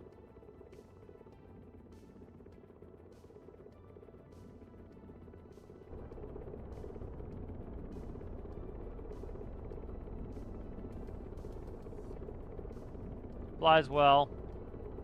Yeah, the auto hover's not on. It's just me controlling it.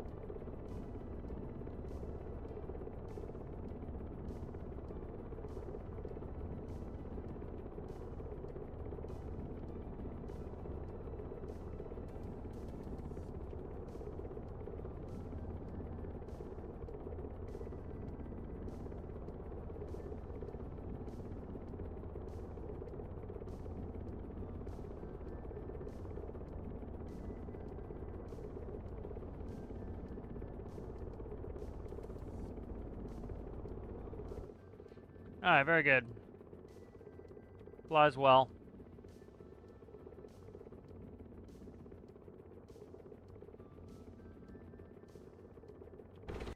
There are a couple things we need on here.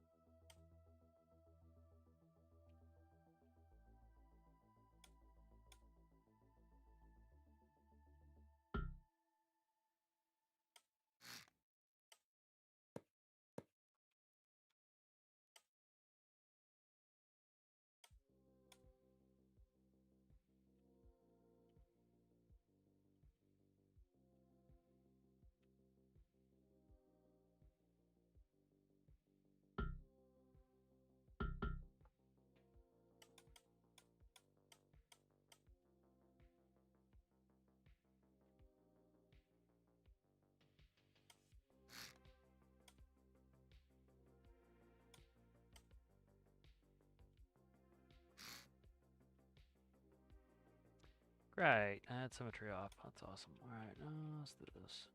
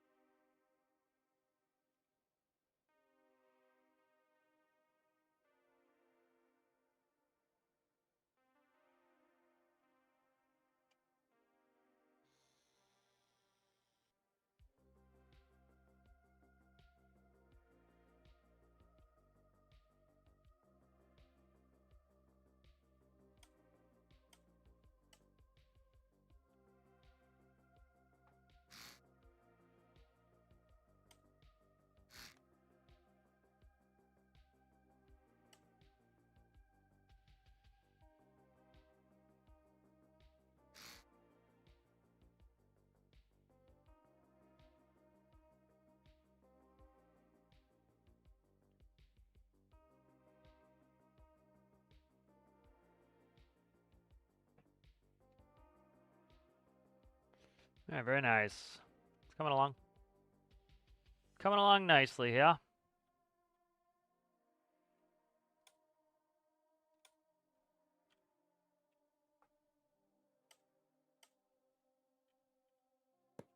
Wrong way.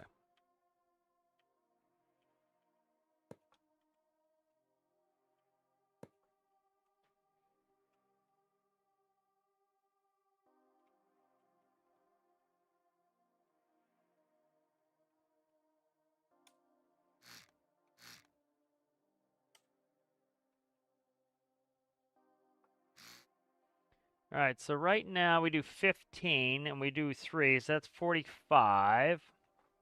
So we need about a 4 to 1 to do max. Let's see what that looks like.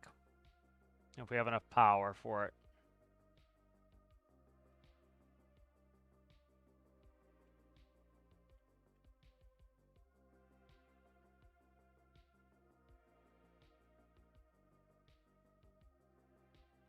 All right, that's a 4 to 1 now with 15. That will give us 60 RPS, which is what we want the max to be.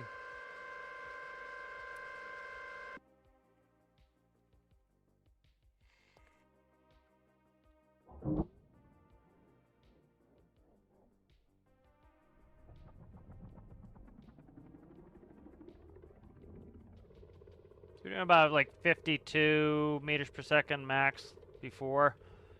See if we're a little faster now. I should have put in an RPS readout.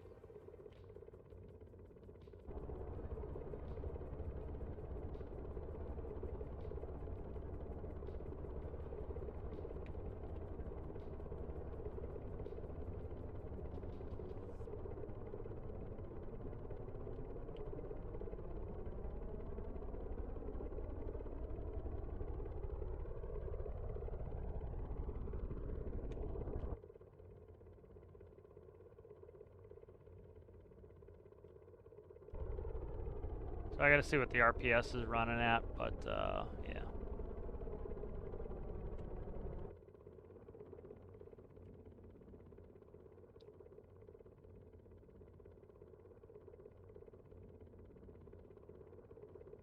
Yeah, some sort of phantom force there. Be careful of that.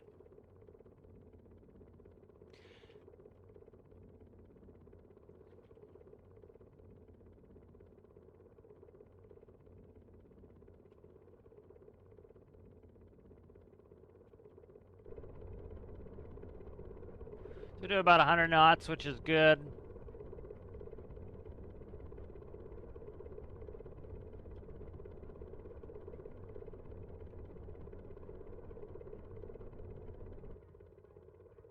Something's up with the engines. Probably stressing the engines out. Let's see. I gotta do RPS. I'm gonna go hit the head real fast, and then we'll figure this out.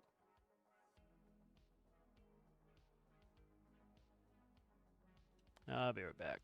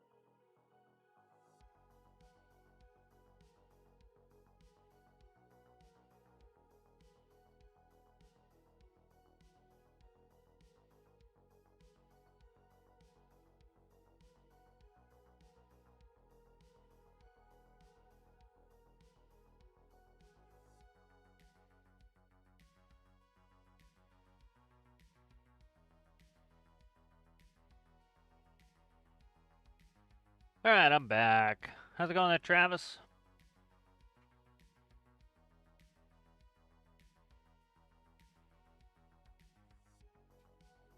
Yeah, it's cool to have a mod there. I'd rather than put it in the game innately.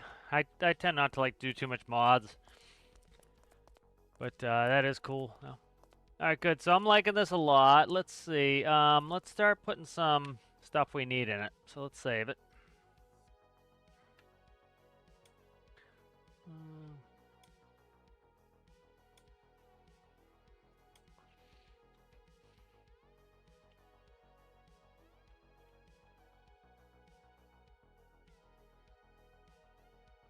CG right there. That's about perfect there.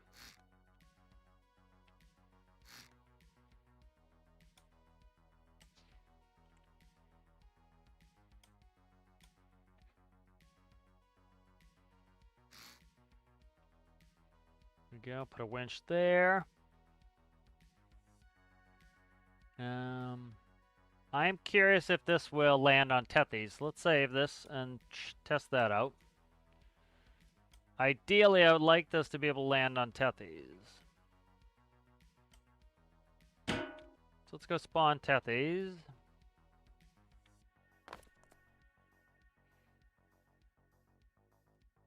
It's one of the reasons I didn't want it to get too big, but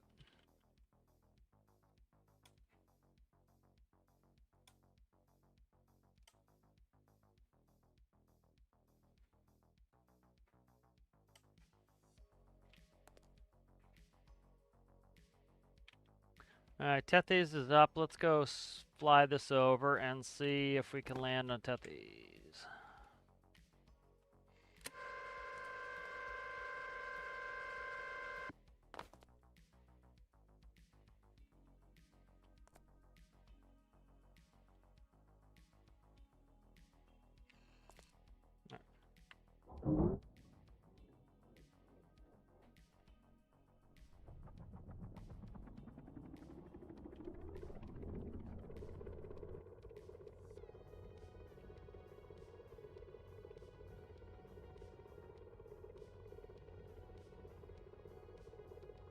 So I did not fix the gearing. Here, let's do this real quick. Went and took my break and wasn't sure what the hell I needed to work on. Let's fix this real quick.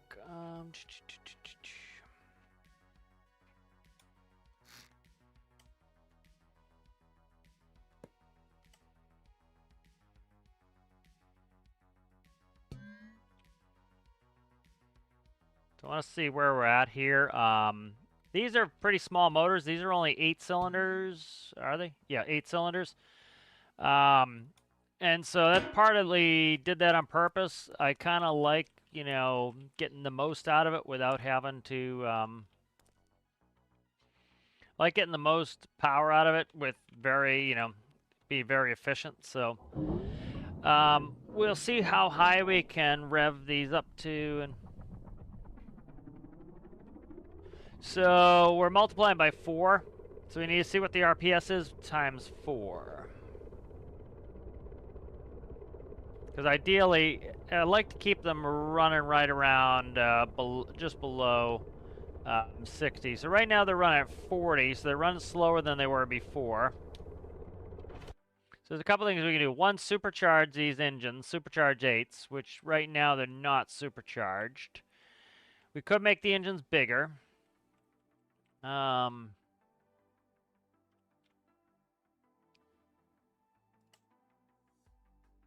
Could make them 12s. Do that real quick. That'll be quick and easy.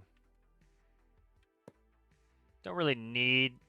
I shouldn't need the flywheel. The whole point of the flywheel on there was as you change the pitch of the rotors, you're putting more load on, and it will slow down the engines, but only by a little bit. And so, you know, by having the engines be a little bit, you know, by having that, it takes the shock out of the system. I definitely don't want that in an airplane, but helicopter where it's running at consistent RPS all the time, it's not a big deal.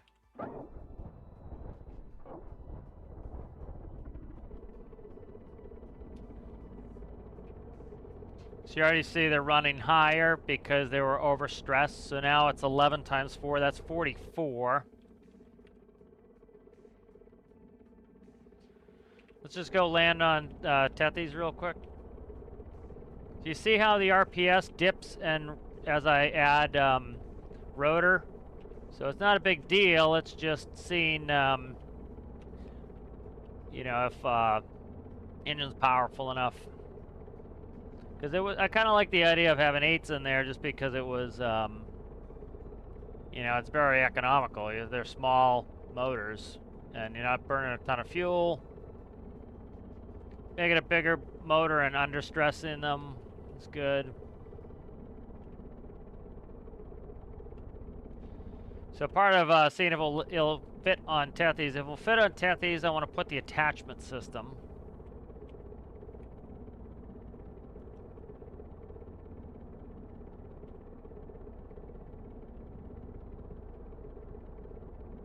It would be cool if I could fit this on Tethys. So I don't have the auto hover connected to anything. That is helpful, but I don't really need it.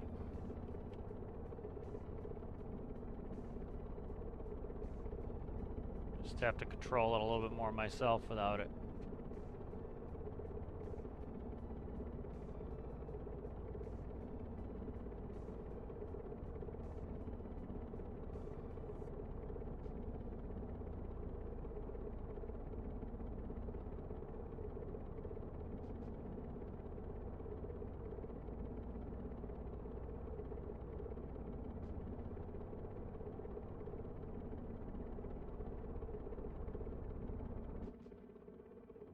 Okay, so this absolutely 100% will fit on Tethys, which is awesome.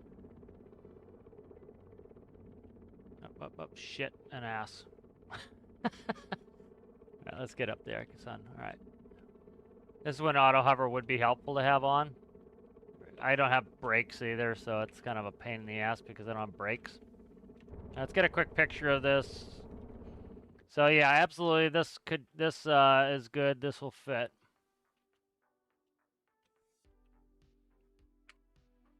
All right, so I need to look at where the connection points will be. So they can be pretty far back, actually. So I can do them probably inboard of the winch. So the way this works, if you haven't seen Tethys connection system, is these are floating rods, essentially, with connectors.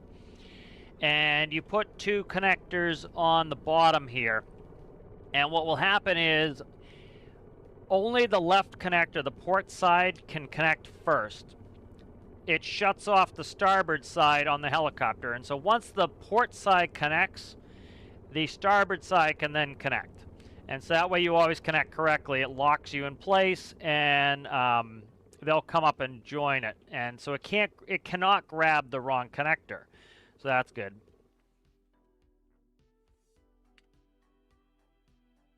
All right, it's good. So we'll put that on. Oop, that's way too much. I did too much pitch down on that one. I went very rambunctious on that shit. I took up Tethys. What the fuck? The cat's just being absolutely obnoxious today.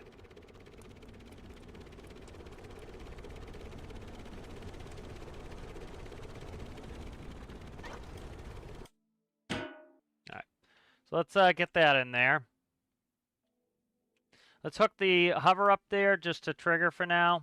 Usually I hook it to my autopilot, so the auto hover is on when I'm doing autopilot. Let's see, that's fine. That would be on toggle default, and then we want to add it.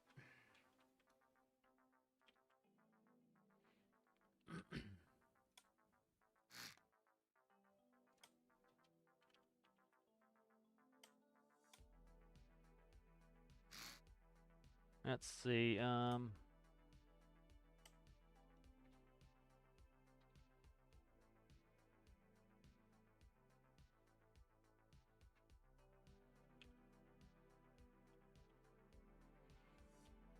right, here's the helipad attached vehicle. And that is, so I need the camera in between them.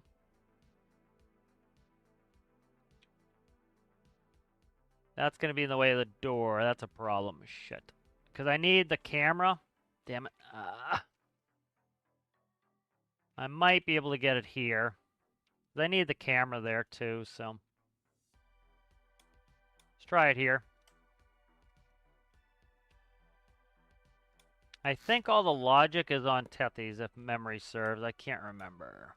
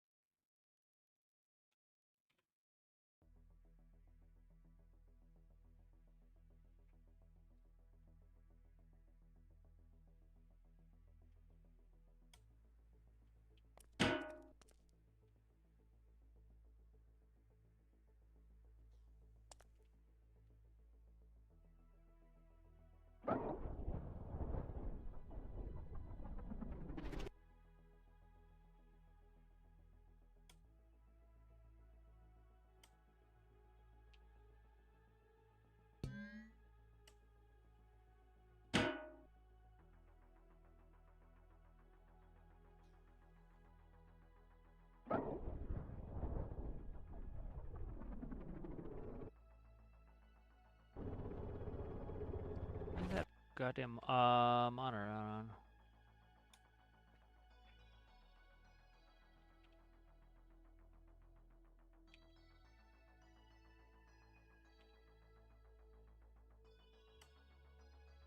Camera feed's going. Oh, it's the wrong one. That's why. All right.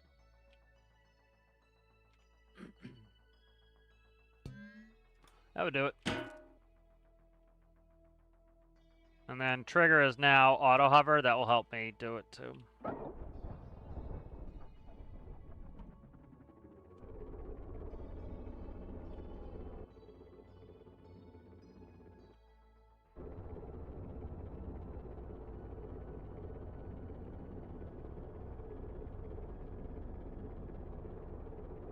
It's very intuitive. It flies well. I'm happy with that part of it. Happy with most of it. I like the look of it. I don't usually do bubble cockpits, and so this is a bubble cockpit too, so I'm doing a little bit different.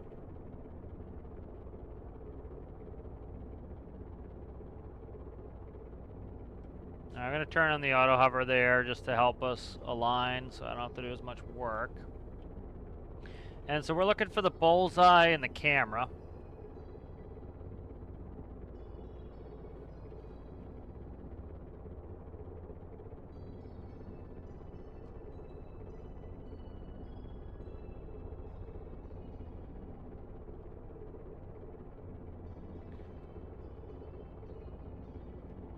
Low there. It's a tall helicopter too, so. Alright, so what we're looking for here is we're looking for the bullseye. The bullseye will light up once we get above the pad. So see, we just got the lights. The lights and the bullseye are on. And I'm going to put the bullseye in the center.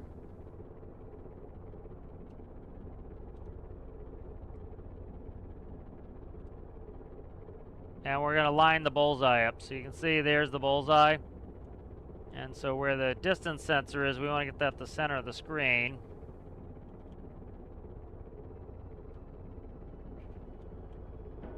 And it grabs. And that fits on the pad really well, actually. So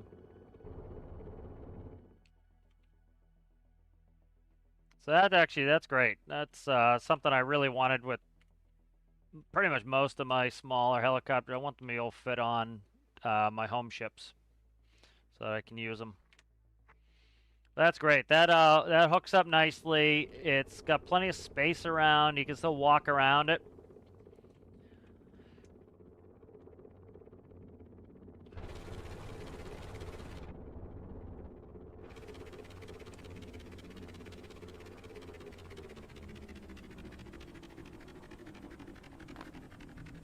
Very nice.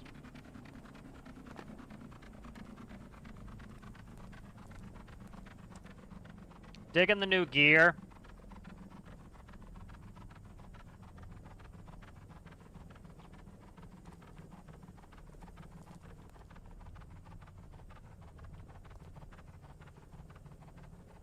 Tethys is gonna get new engines.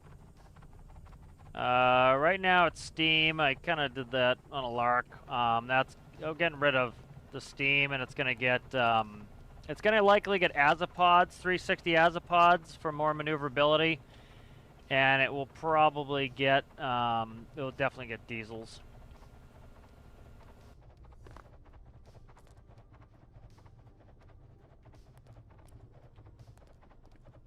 It's on the big side so that the crane is not going to be all that useful with the tail sticking there, but like it's not a big deal. I do like the pigeon. The pigeon came out pretty good though.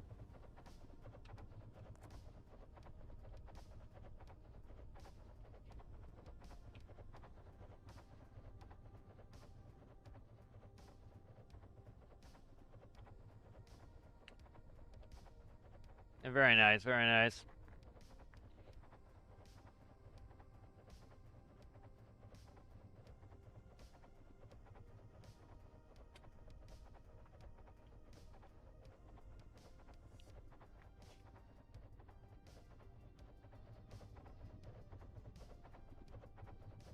Alright, so we need a rotor brake on there. Let's see if I can get just the helicopter off. That shows Tethys.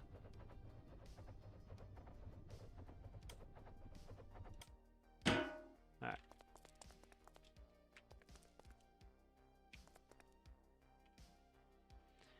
Alright, so I'd like to get the rotors up to 60 if we can. So let's work on that.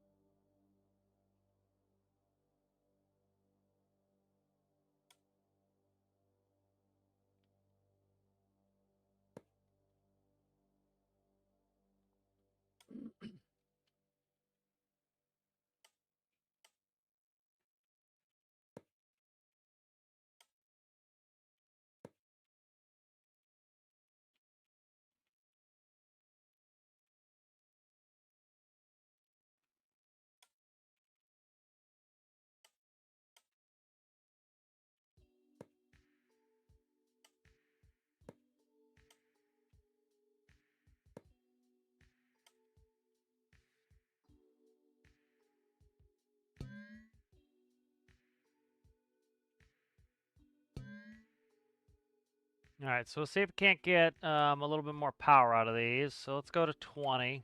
Let's try to go 3 ones on those. And we'll kill these. These will be, we'll see if we can do a rotor brake with these.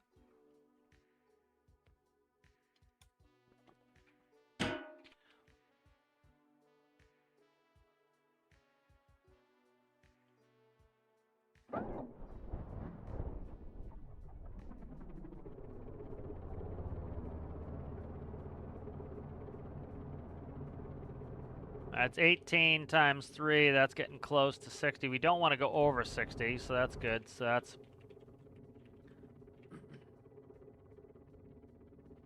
It's 54 right now. So we'll see what our speed looks like.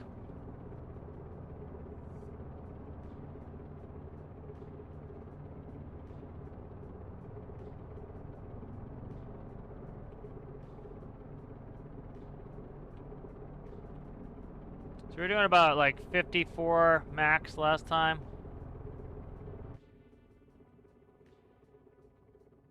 Definitely getting higher engine speeds.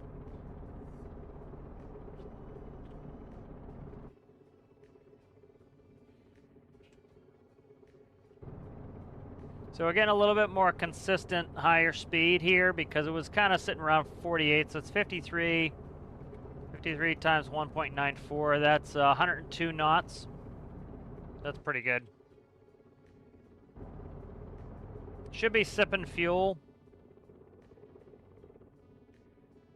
But like this is plenty fast. The map's small.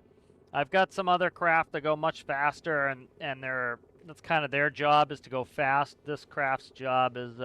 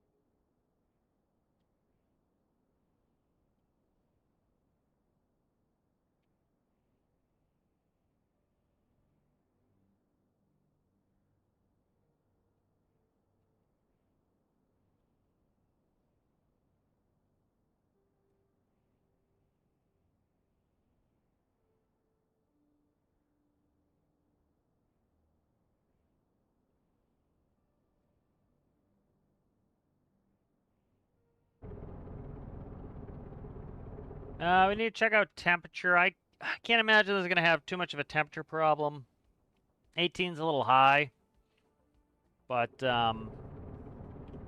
we'll see.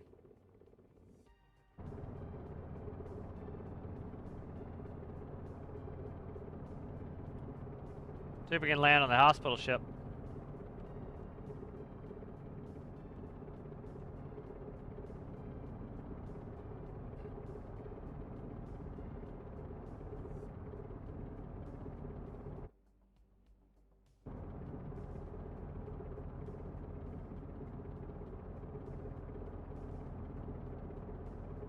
So you see how when I press the collective, see how the RPS is dipping? That's one of the things the flywheel, how's it going there, Rasmus?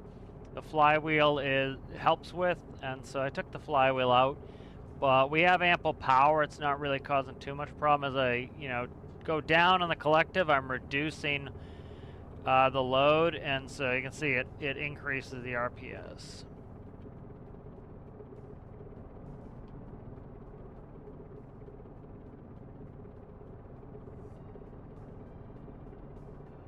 Turn on auto hover just to help. All auto hover is doing is it's resisting all motion. It's trying to like keep us level, keep us from moving left, right. So it's pretty much leveling everything out.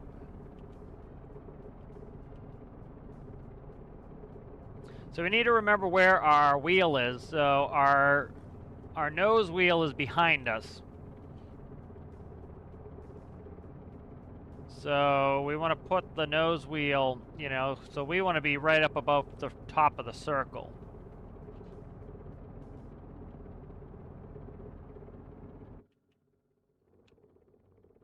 You see, that's still too far back, but let's get a pick.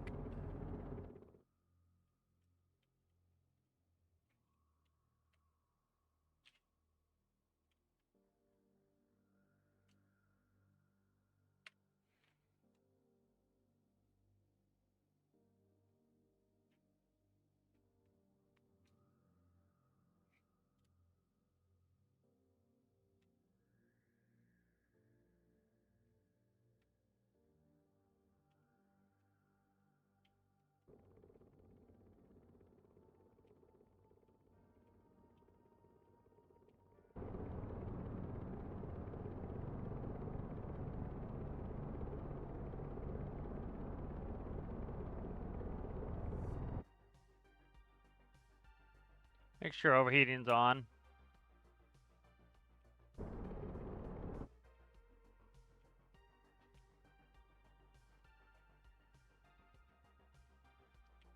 Especially with the fuel pods, this should have insane endurance. Diesel's a little bit, you know, a little bit OP. Not I don't say OP, but it's very fuel efficient, so you can have really good endurance.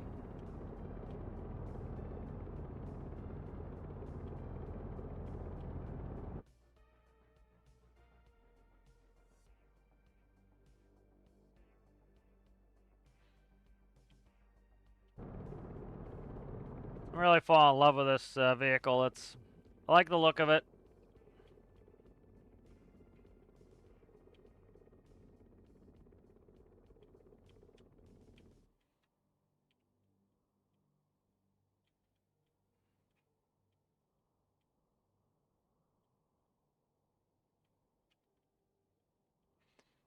So some things to add when we're kind of going fast. As we roll, we want it to auto yaw so that I can steer it like you would. You do it in a helicopter too. You'd bank to turn. You wouldn't kick the rudder. That's just at slow speeds.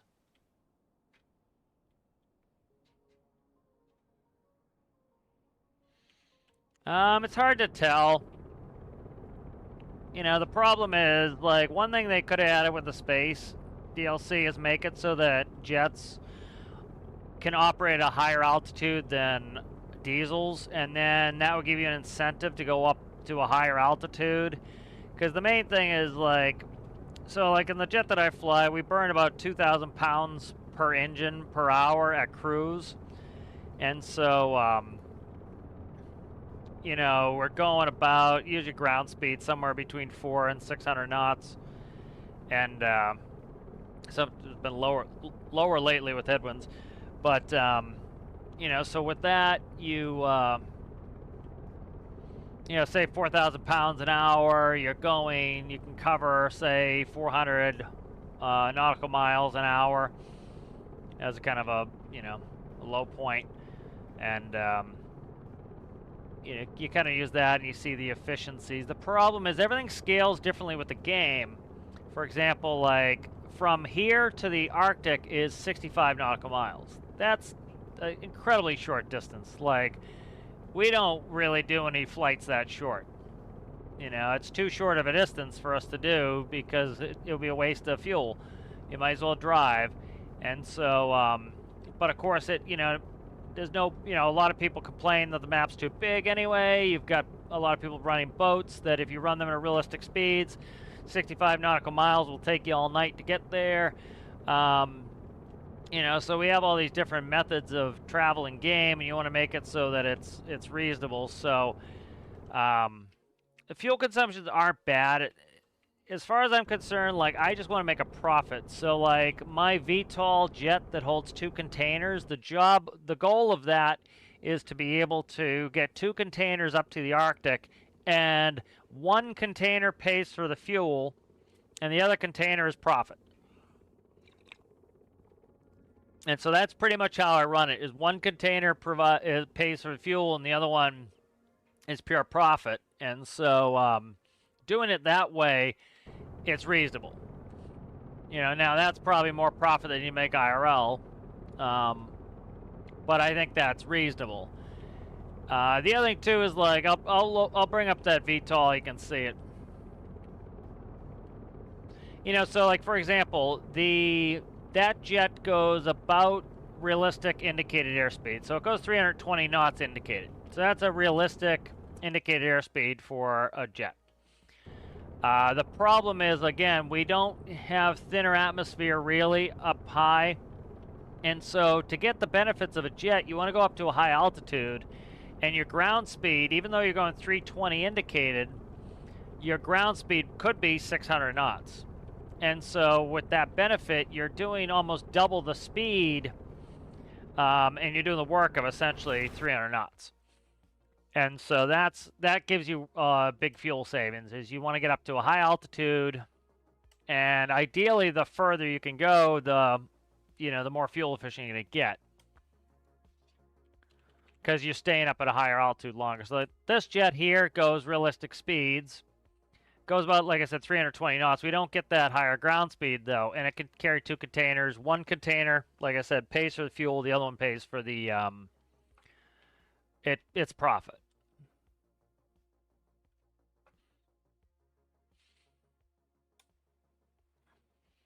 You know, the other thing, too, so, like, here, let's look at my jet engines on this. That's what I kind of want to show. So if you look at the jet engines on this, the jet is not doing much of the work. So a lot of people, if they're doing straight turbo jets, it's not doing that much work. So what I do here is I have these ducted fans in here. And I think I have 2. Yeah, I have 2 stacked ducted fans. And the 2 ducted fans are doing all the pushing. If you look here, I don't think this is even connected. It is. It's connected, but most of the work's being done by the ducted fans. And so essentially it's turned into a turbo fan. Before they had turbofan engines, they had turbojets, and most of the air went through the core, and that's very fuel hungry. And so when they started making more efficient jets, they turned a bigger N1 fan, this is your main fan, your N1 fan, and it bypasses the core. So if you look, you see all this gap in there? That's the bypass area. So you'd have a very small amount. Some of the new engines are up to 80% bypass, so 20% of the air goes into the core of the engine, goes through, and it spits out the back. And then you have gearing turning big N1 blades, and that's doing most of the air movement. And that's reasonably fuel efficient. That's much more realistic with kind of like a real jet.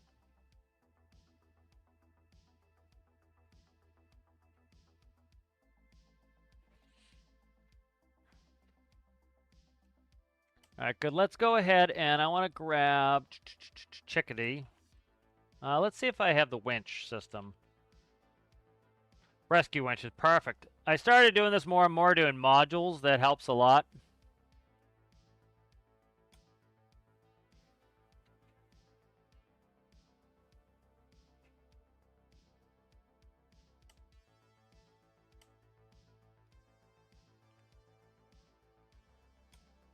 All right, so kind of the way I have these rescue winches work is you control it from the middle. Let me look at this real quick. I want to make sure this is the up-to-date one. That's hatch, winches up, winches down. Okay.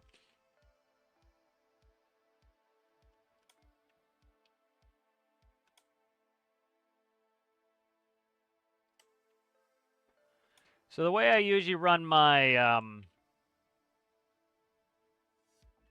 my winches here is I ride this one up and down. And so one of the benefits of this new vehicle is that I'm gonna this allows us to have 2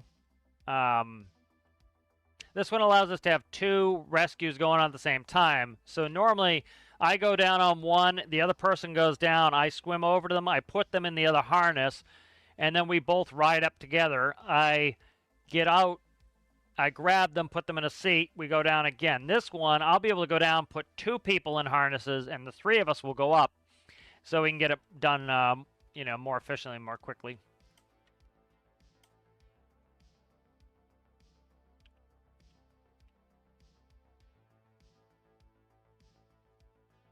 You know, at first I was like, when we first started the episode, I was trying to consider if I wanted a smaller, so winches, no, hatch.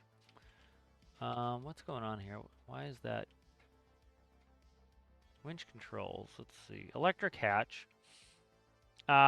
So, you know, one of the things I was considering is a real small vehicle, and the problem with that is just, you know, when you're really small, it's very difficult to hide all your microcontrollers. So getting bigger like this makes it a lot easier to hide your microcontrollers. All right, that's control harness there. All right.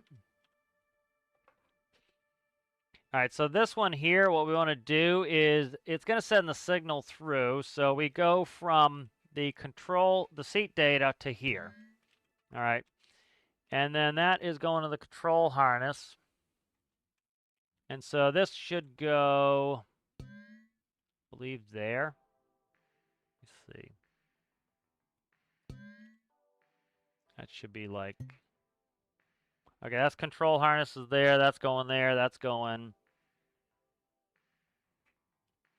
through to there, I think. What is the, okay, what is the winches? Why, this might not be the right one. I gotta look at it. This could be old as shit. I don't know. Down, let's extra hatches here. Okay, that's just showing the number. I don't care about that. What's that one? Hatch.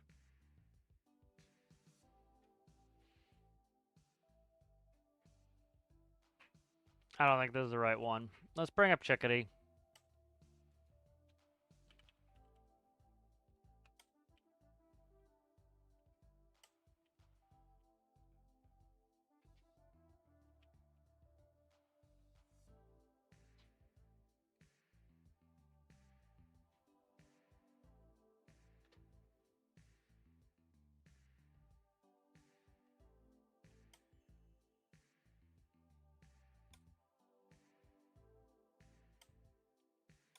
Stop. Get out of there.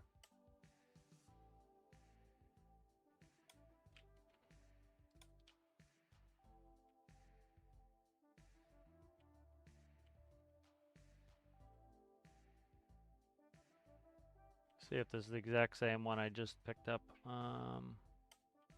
No, this one's different. This doesn't have that some of the bullshit on it. Okay, and then this is going from the.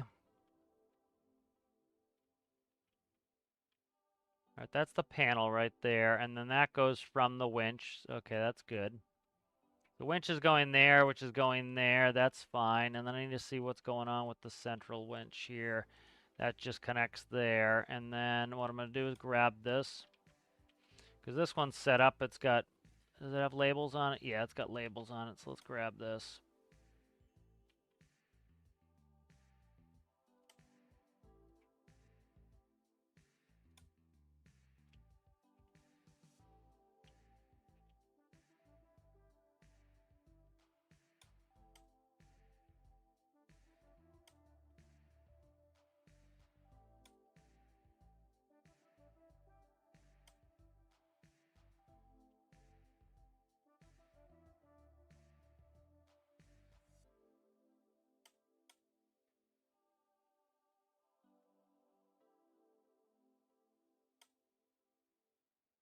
All right, let's do this like this.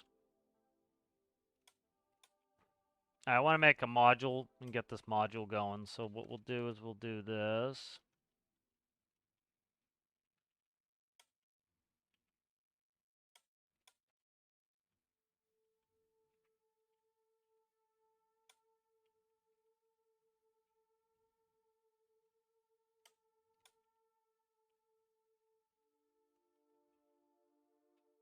Nope, don't do all that, please. Just go do what I want here. Thanks.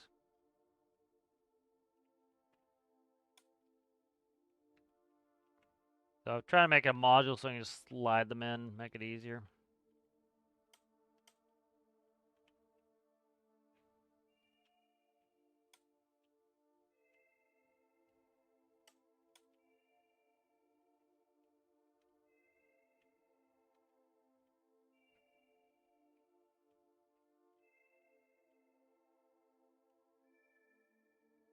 So when you cut them, it keeps all the connections here. So that's why I went back and cut them.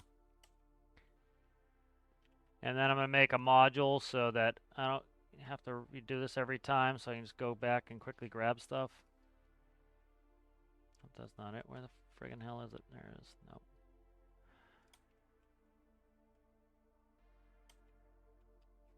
All right.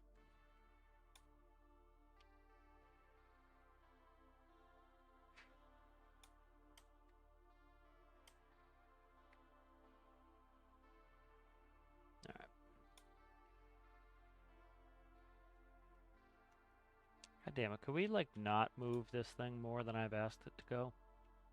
Thanks. That would be great.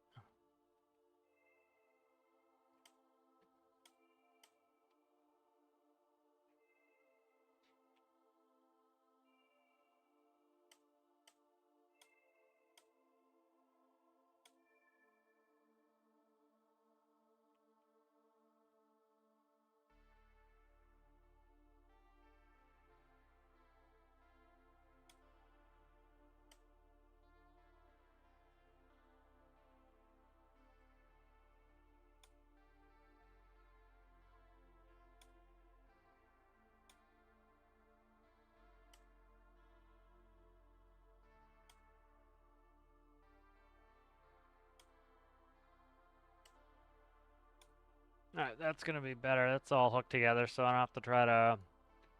Just saves me some time going through my logic again, figuring out what I did before.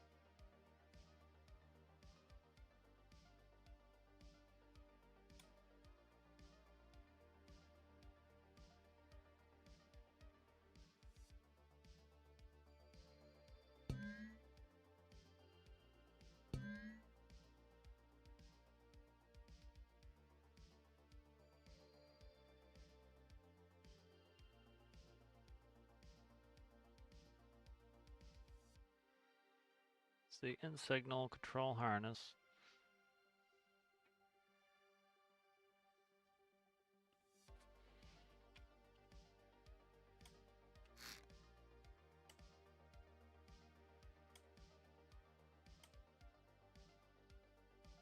So this just allows me to control the hatch without having to get in the actual seat. Or the harness, rather. Okay.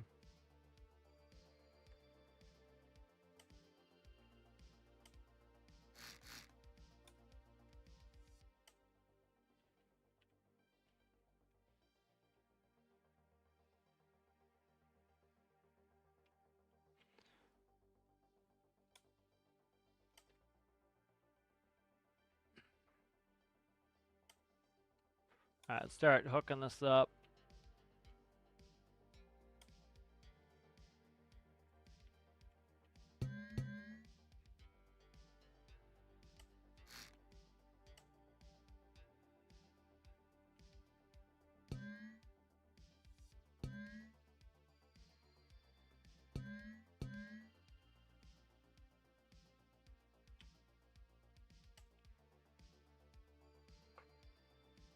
Alright, so that should be it. Famous last words, I know. And then the harness goes to, okay, that goes there, it loops through. Alright, perfect.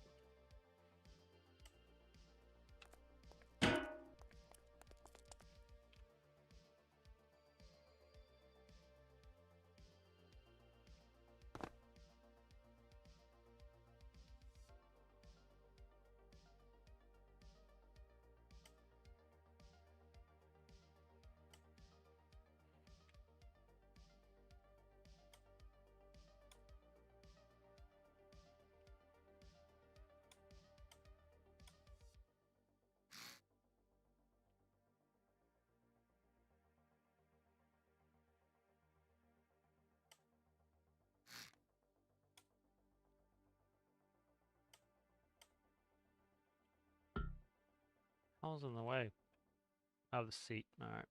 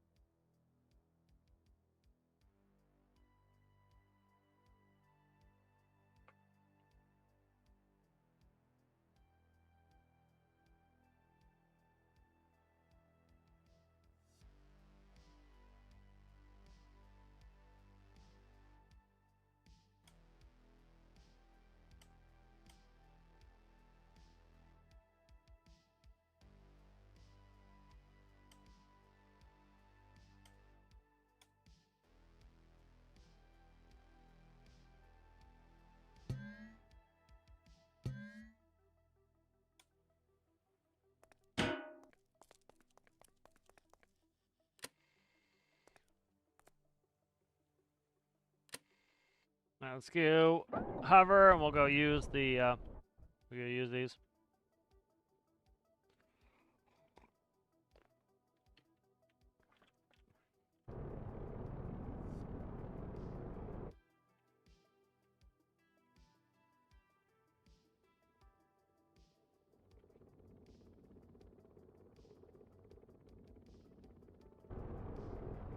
Alright.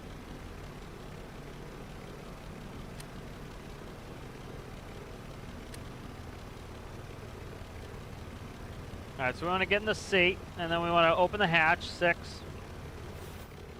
So the hatches are open, and then we want to go down. So all 3 of us are going down. Get your pick.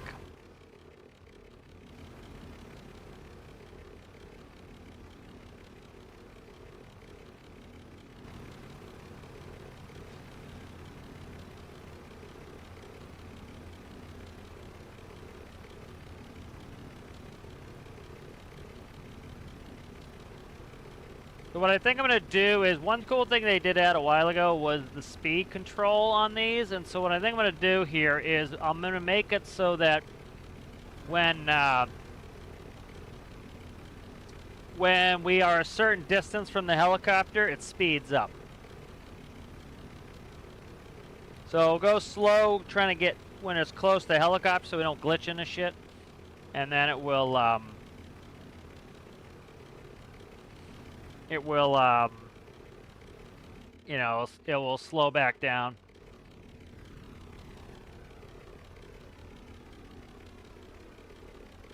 So let's do that right now.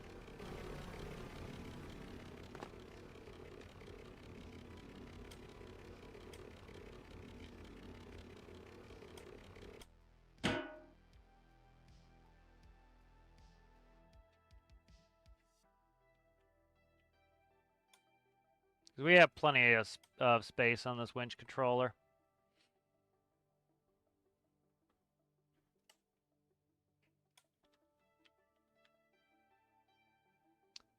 Let's see, where's all my winch business here?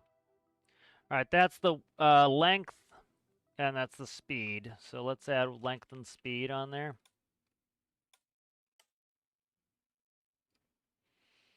So we want to bring in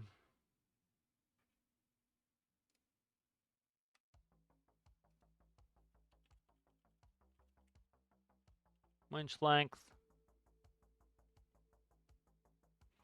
You have to make it bigger anyway.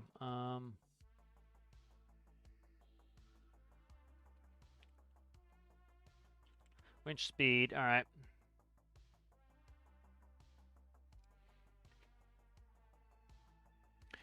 So what we'll do is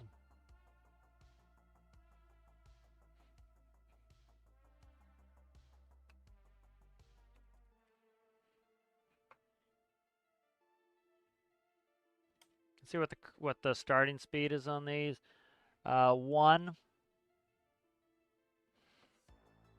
So let's make it. What's it go to? 1 to 10. Okay, 1. 1's the starting speed. Let's make it 0.5 actually, because it increased the chance of me getting hung up. So let's go 0.001. We'll do 0.5 to 10. Enable that. If winch length is greater than, let's say, 5 meters.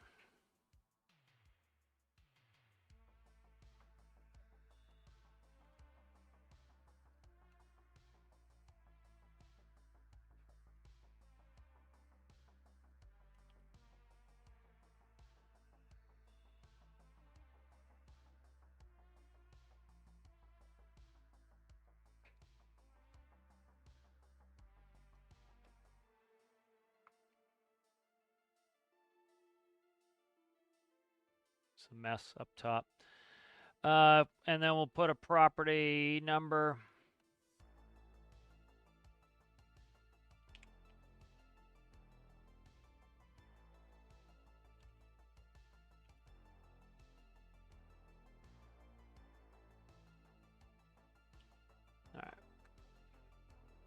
All right, let's do that.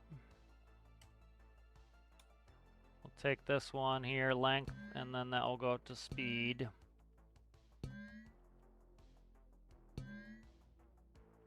Okay, that's good. So that'll speed this up.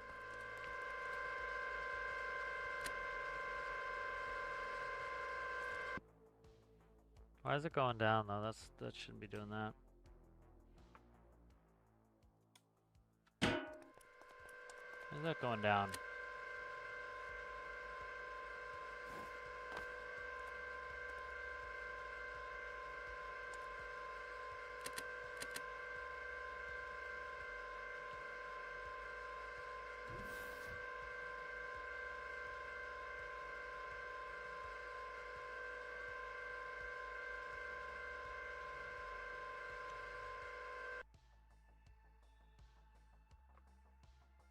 Okay, so if it's taken in the speed, there's a problem. Is if it's taken in the speed, it's constantly giving it a positive number. That's not what we want.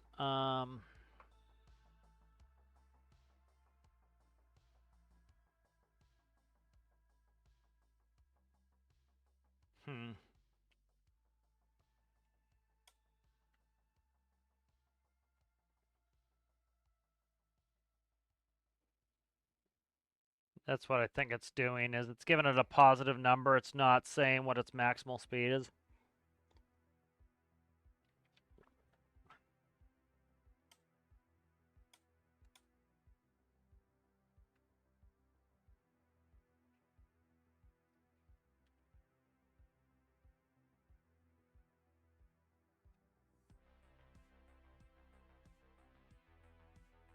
Stop that.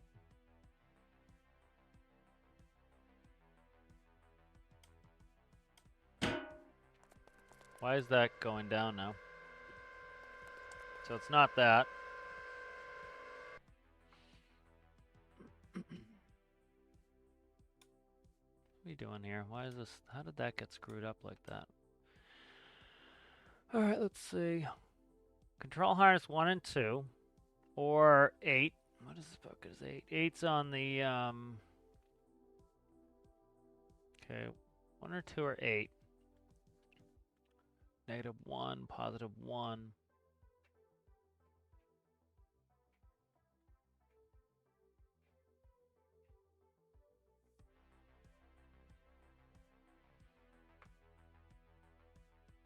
This has got to be a not.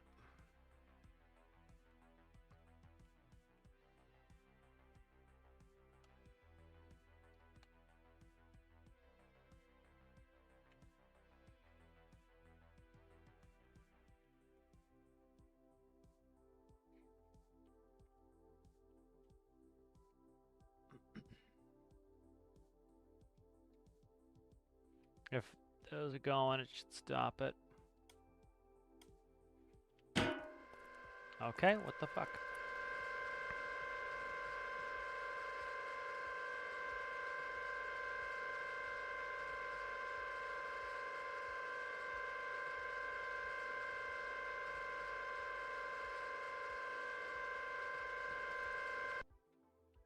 Alright, let's disconnect the speed and see if that still screws with it.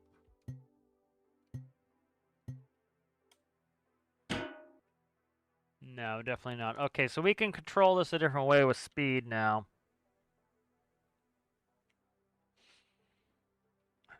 So do I rewrite this panel? Yeah, alright, let's do that.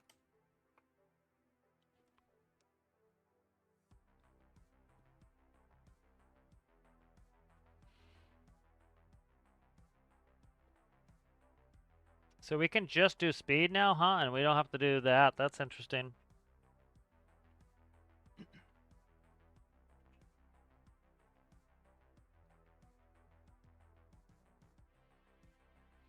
I haven't played with this yet, so that's good.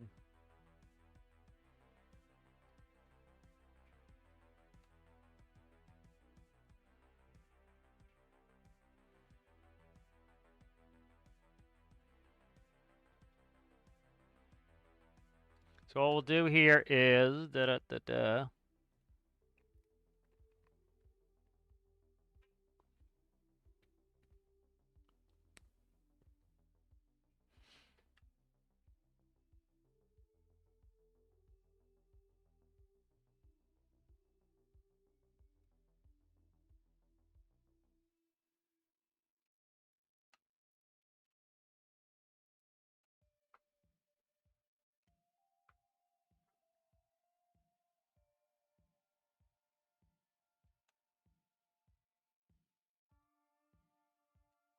All right, so that's the electric hatch. The electric hatch is going to stay the same. That's fine. All right, these are fine. This is either, is it going to be controlled by the buttons on the wall, or is it going to be controlled by the harness? That's fine. That can all stay the same. And that's the hatch. That stays the same. Those stay pulses. That's good. This is going to go... It's going to trigger either a 1 or -1. That's fine. And then what we want to do is... We want to then go into this function block. And this here is going to multiply by what this is doing. So it could be x times z.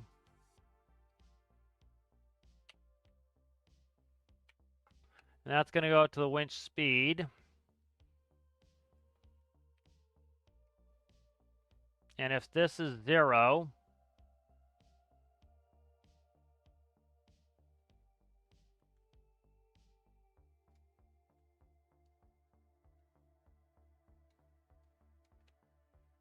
zero times 0 is 0, so that doesn't matter. I don't need that. All right, that looks good. All right, electric hatch. Winch length.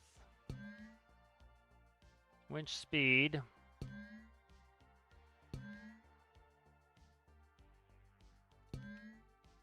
All right, good.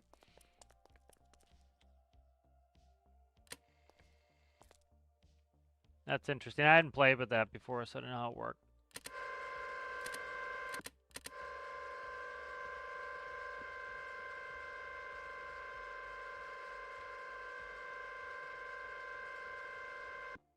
All right, so that's just backwards. I got to fix that.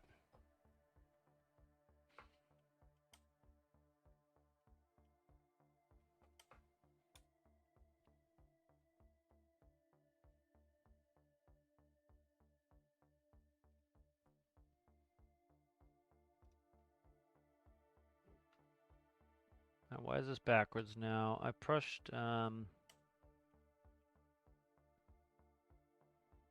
8 is up.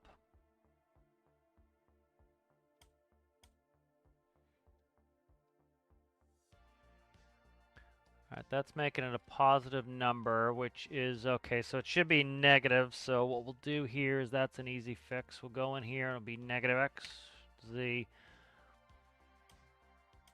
That fixes that. Alright. So now up.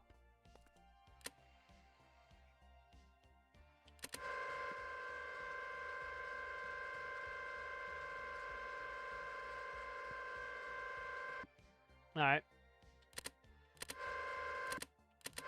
Alright, good. Let's go for a quick flight, and then I'm going to finish up.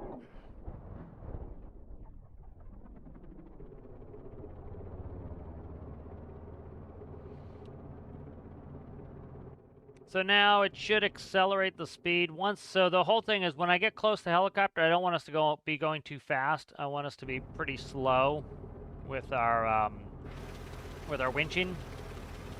And so this should do that for us. So I'm going to get in the harness, and then I'm going to press the hatch. And then I'm going to go down. So we want this nice and slow so I don't get hung up here. And then once we go within 5, we should notice it start to speed up. So that was one of the trade-offs that was kind of annoying I used to have to do was, you know, in order to get out of the hatch, you could set it to a static speed. I don't see it actually speeding up, though. It could just be it's very slow, the speed up.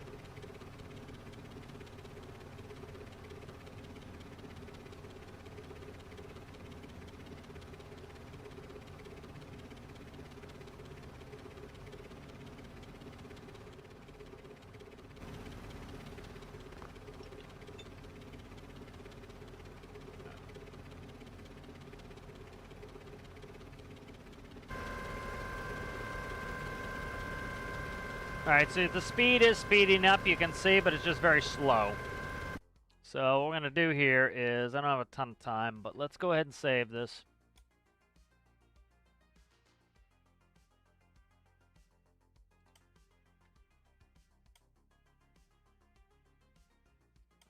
We're going to change bases here. We're going to go over here to where the space station is, or where the space is, just so I can be outside.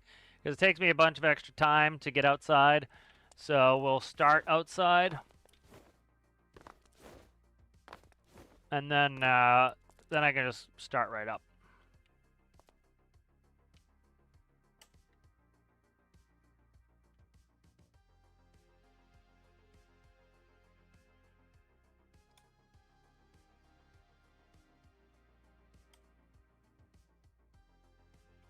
That just spares me from having to run around. Or from having to fly outside.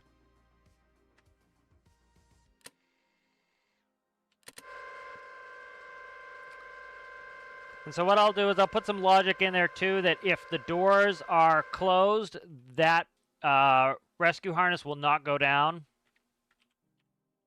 Oh, I didn't change anything. Let's go change something. All right, let's do this. So we want to go in here, and so the rate is very slow.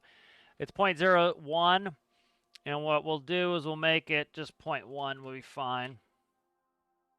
Number lock. All right, there we go.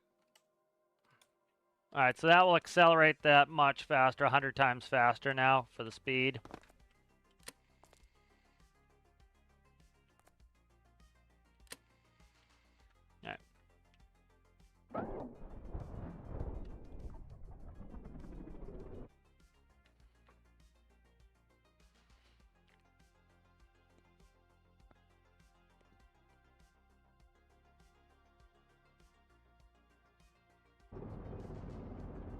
Alright, so let's go ahead and head down.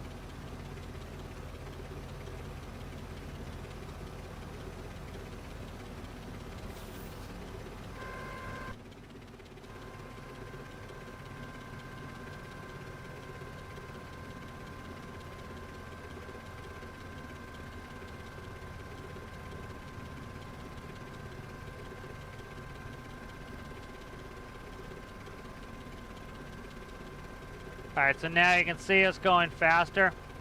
And we're accelerating.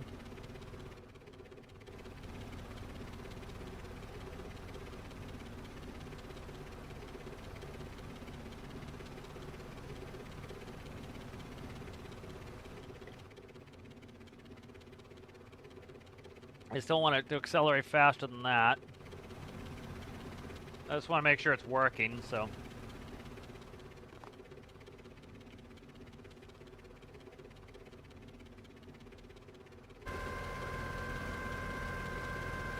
Alright, so speed's maxed at 10 now, so that's fine. That's max speed.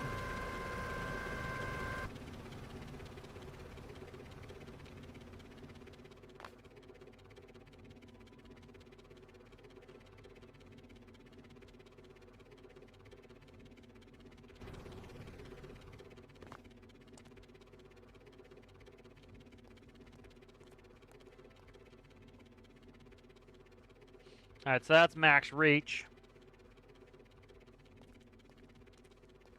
Alright, good. So that's, that works out well for that.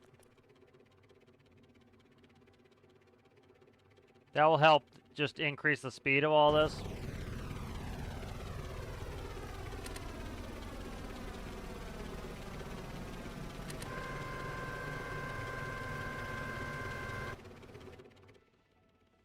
Yeah, so that's going to make them come up a lot faster now, and then once it gets close to the helicopter, they'll slow down.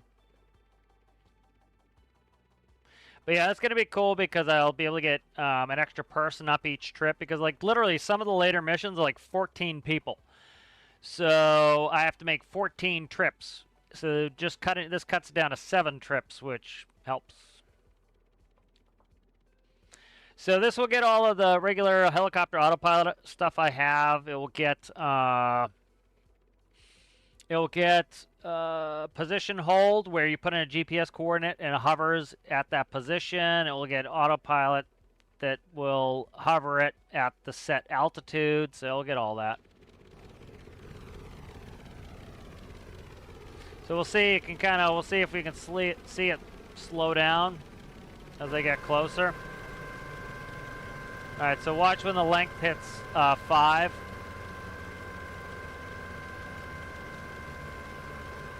Alright, so see it's slowing it down. So it makes that last little bit. So one thing you don't want happening is you don't want the people slamming into the sides. And you don't want me slamming into the bottom like that. So it's good to have that.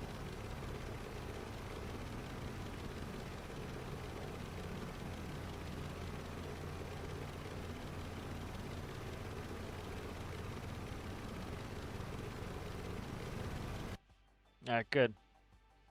I gotta get ready in a little bit here, but I'm got a little bit I can still do.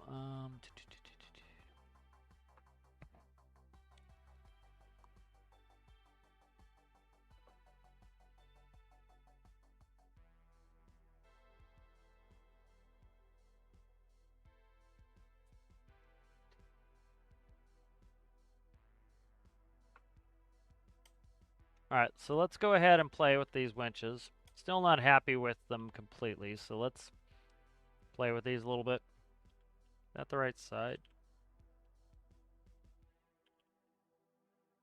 Yes, okay.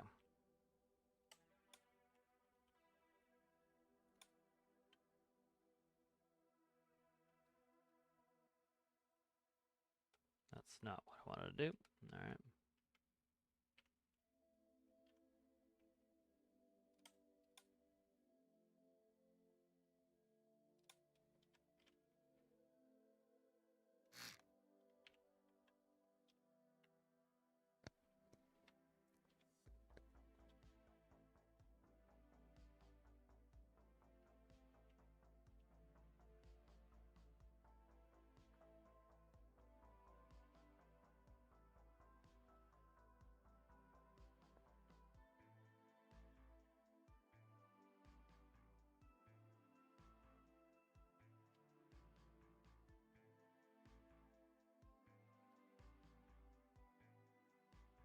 Couple notions on this.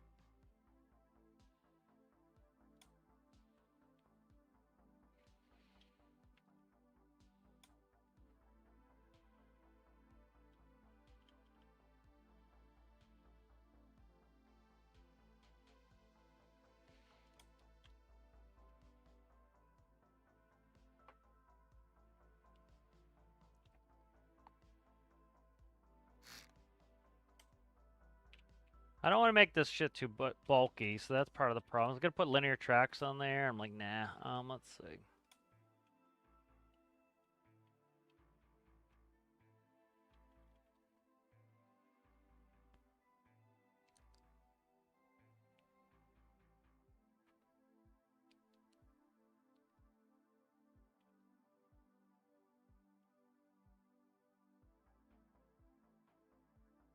One thing I could do is put the winch on the outside and reach out and get the person.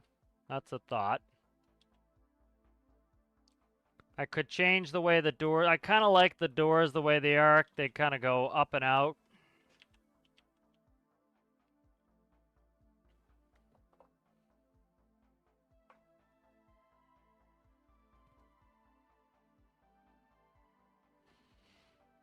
I don't want to put too many pivots because they're huge, so they look huge.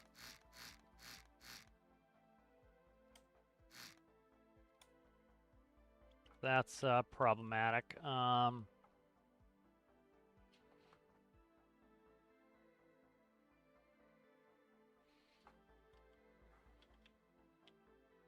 I'm still contemplating, do I want to have the doors open sideways?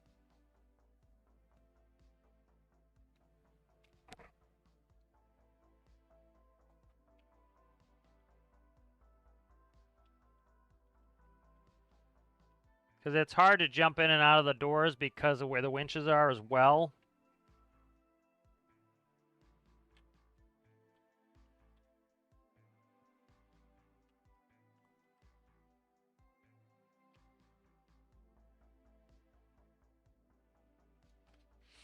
But I also want to store the cables and the harnesses inside. I don't want them hanging, dangling. I don't like that.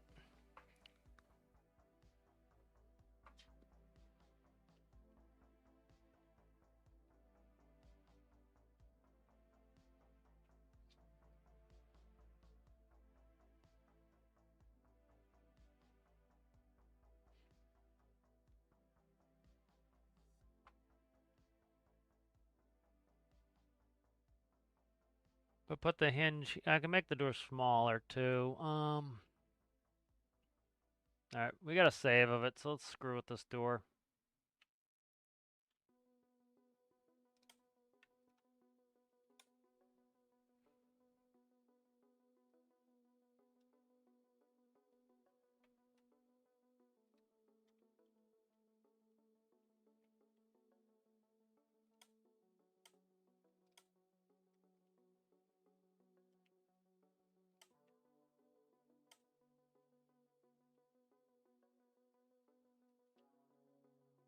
Doors are a little bit big too, so.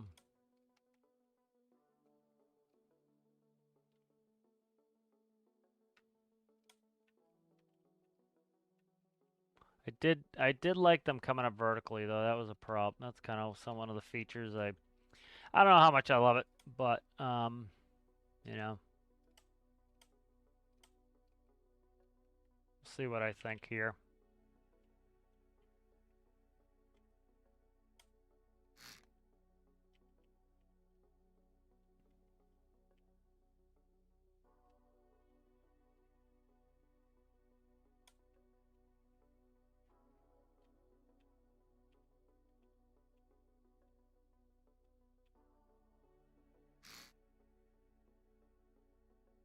Oh, stop it. Stop deleting random shit.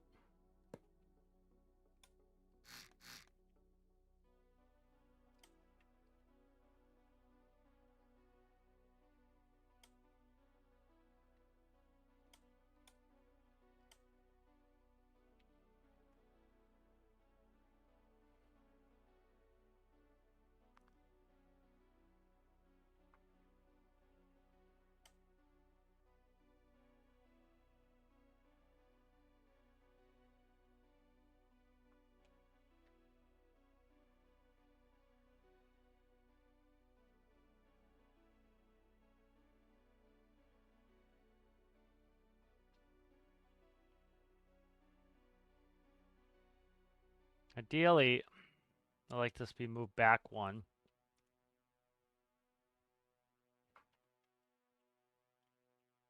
Because I want to be able to put a ladder there to get in. But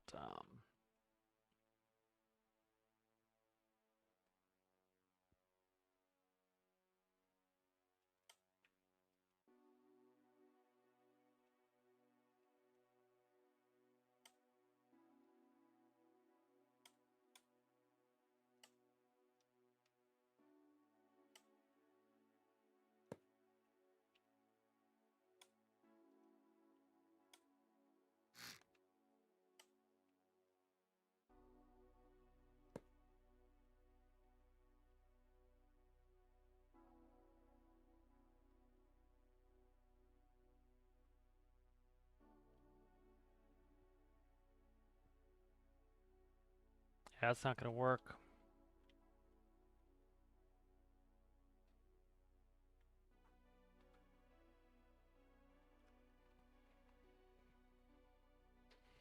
I really don't want those harnesses hanging outside. Let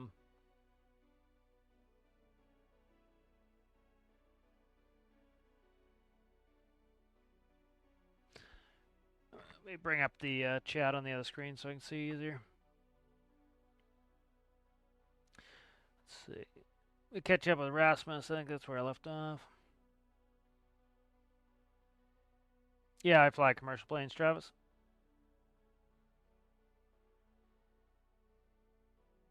Have you heard that the B-52 will get new engines? Yeah, I heard that. It's interesting. How's it going there, Walter? Good to see you. Thank you much. Appreciate it.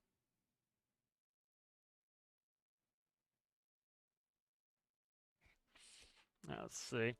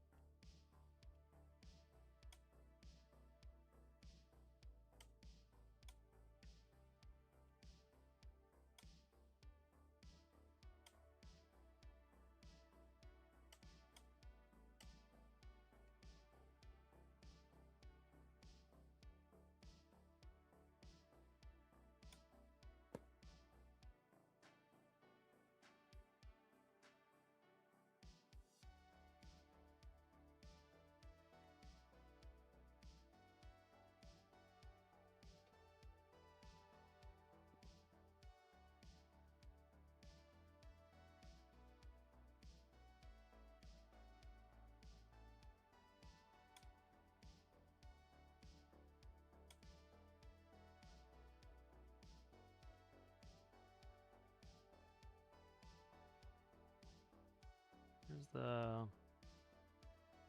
Okay.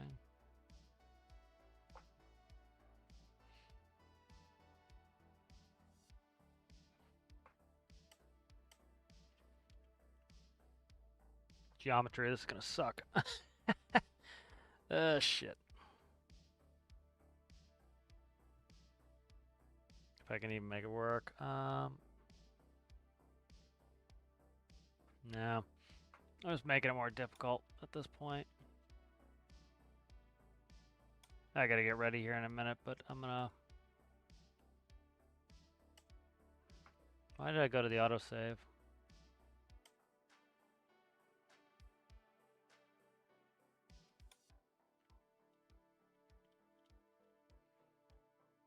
I do kind of like them opening up like this. Linear tracks is one thing, but it makes it super duper bulky.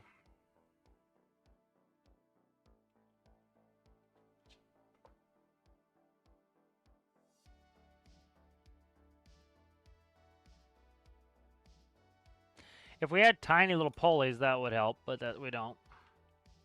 We have huge pulleys. I can't get anything in that door. It's like, that's how big the pulley is, so. If we had like a flat, if we had like a 1x3 pulley, that would be good. So I could use that. Some of these, I haven't looked at these since they updated them either, but now we could put cable through there. They don't have to be these sealed doors. Like, I'm not laying on the water, but I like the look of them.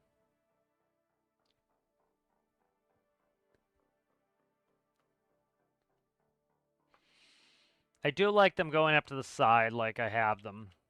Let's do this here while we're at it.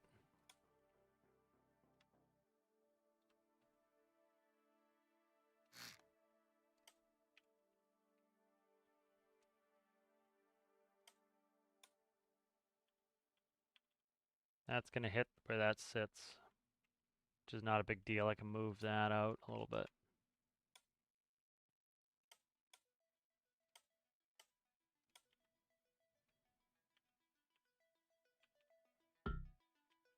Oh, it's in front of the light. All right, balls. Put a handle to get in there is fine, or just use the seat like I've been doing.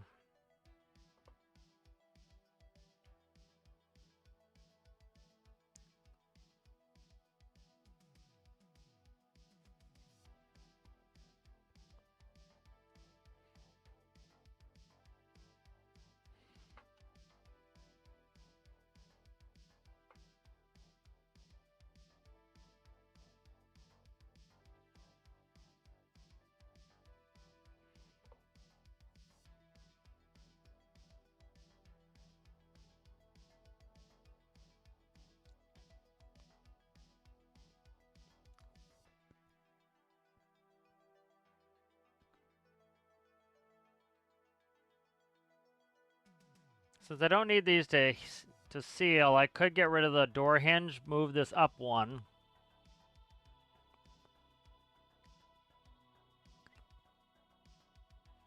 Use pivots for the door itself.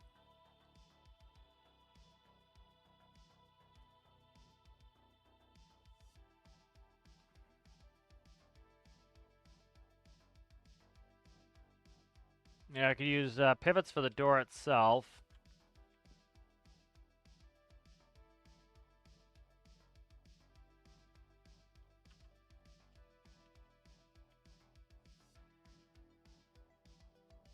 Yeah, thank you there. Exit. Yeah, I'm trying to think of the geometry to make that work, Rasmus, but I gotta get going here soon, but I'm gonna try to like get this door a little bit more where I want it.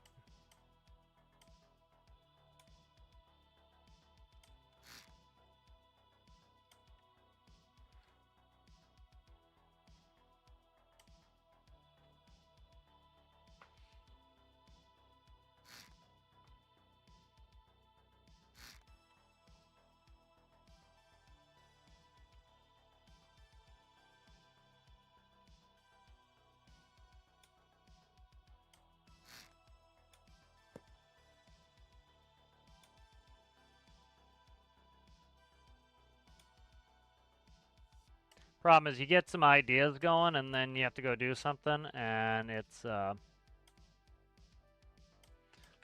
you kind of lose the train of thought. So I'm trying not to lose my train of thought before I go here.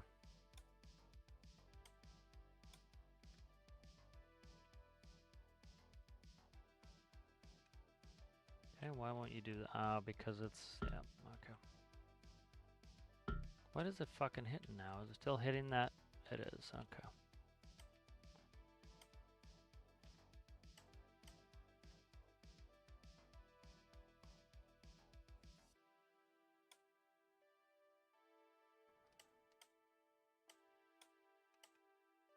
Stop.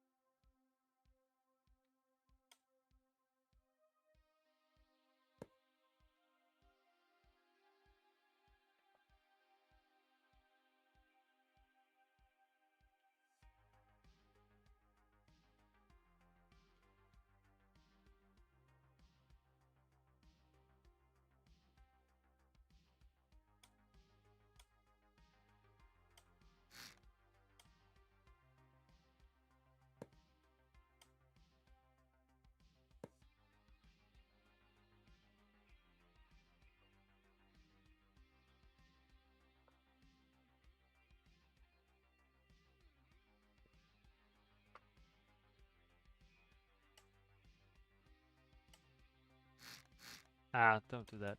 Try to be reasonable here. I can do that. That's fine.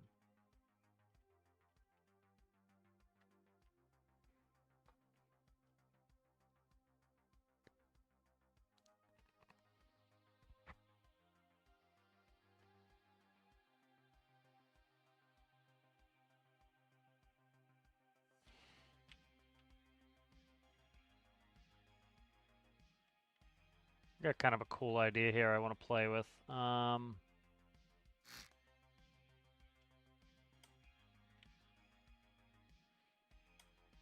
depends on how it looks.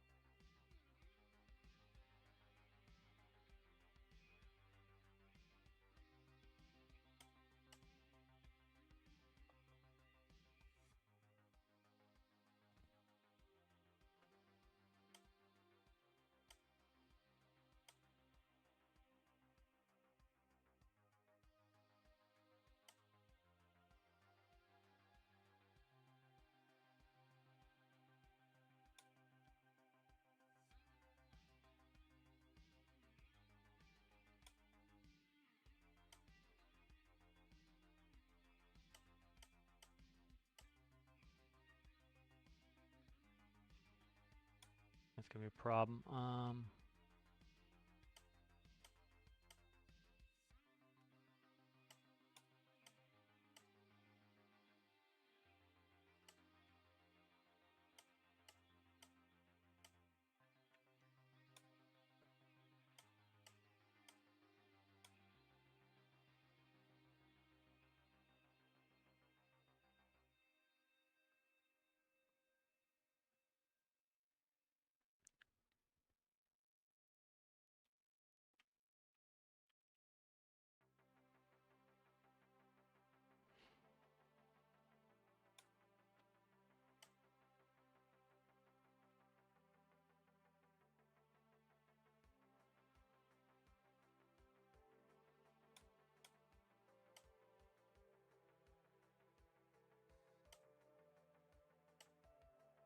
Try and make this snazzy.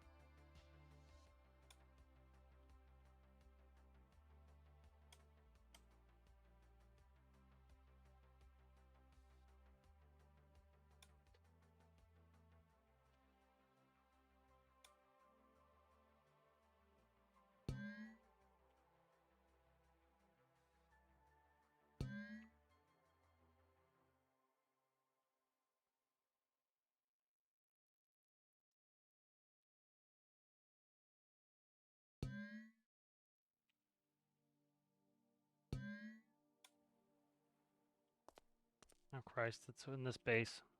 Forgot it was over here.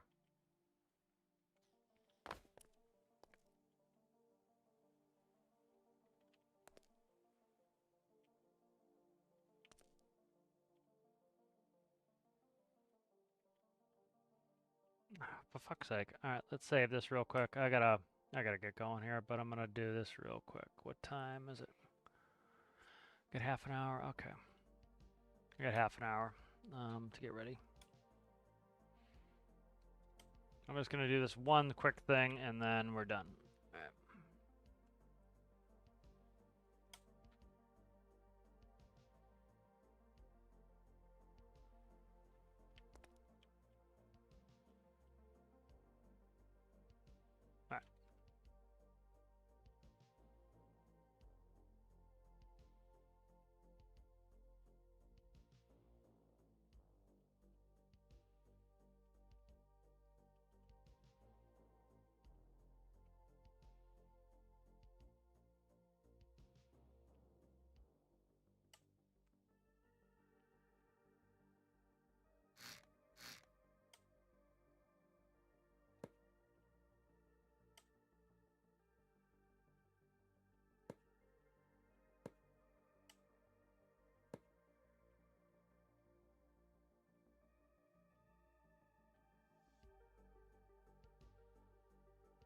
Okay, that goes into the cavity there. Put a long block there to hide it out. Let's play with it real quick.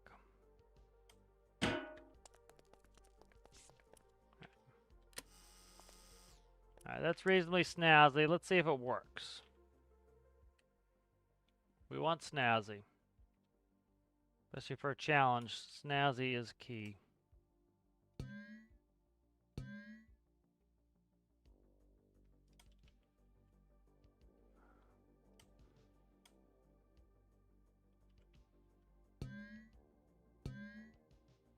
Okay.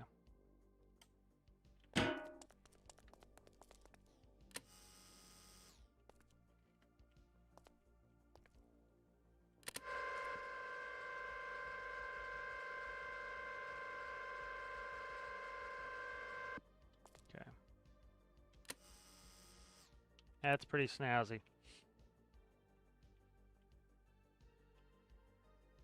That one, I don't know what happened, but let's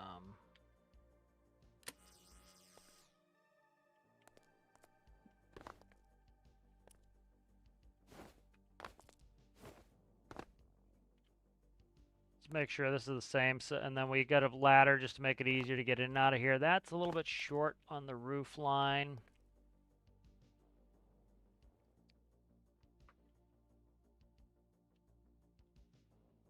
Don't really want to go up on the engines anymore. The engines could come out one block, maybe.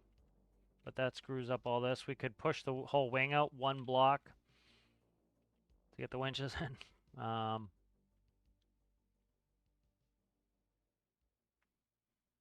What would that be? That's a 3, 7. See if I have one.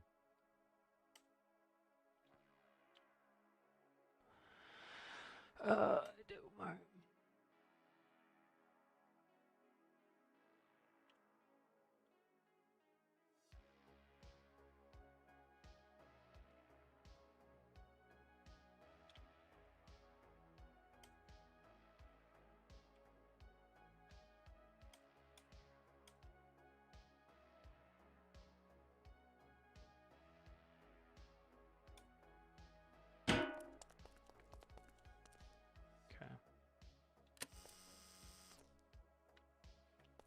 Pretty snazzy. What's up with this one? That one is it's a block too close, it looks like. Let's check it real quick and then I gotta go. That's right off the door there. They're the same. I don't know why this one's performing differently though. What's the height look like? Right there at the edge, right there at the edge. They're the same. Alright.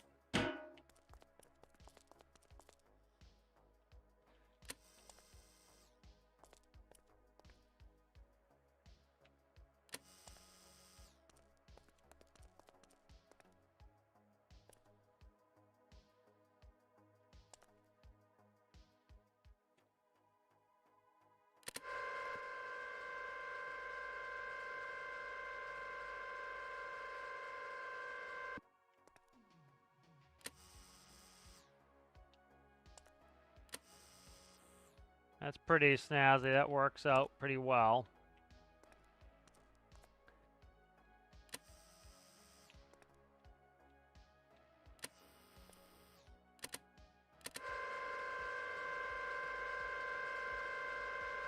Make sure these fall out correctly. They will. This one's fine. That one would have been fine if the door was open already. That's going to have problems because it has something touching its face there to hide that. But we'll work on that. So that's good progress. All right, I'm going to save this. I got to go. Yeah, but that's getting where I want. I like that hiding it business. The other thing I was thinking is put them on sliding tracks on the roof and then have them move out and then slide in and have a door close. I think that's a little bit more elegant, but I'm just trying to figure it out where I want it. I could push the wings out one and put a Mary block in the middle, which is what I'll probably end up doing. One block wider isn't going to ruin the look of it. And then, you know, then I can do, then I can go up higher, and then I can go in here, which is what I would like to do. And then that will kind of hide it in the roof line a little bit more. So that's what I'll probably end up doing. But, all right, guys, thank you for watching. It was good to see everybody. Let me read chat real quick.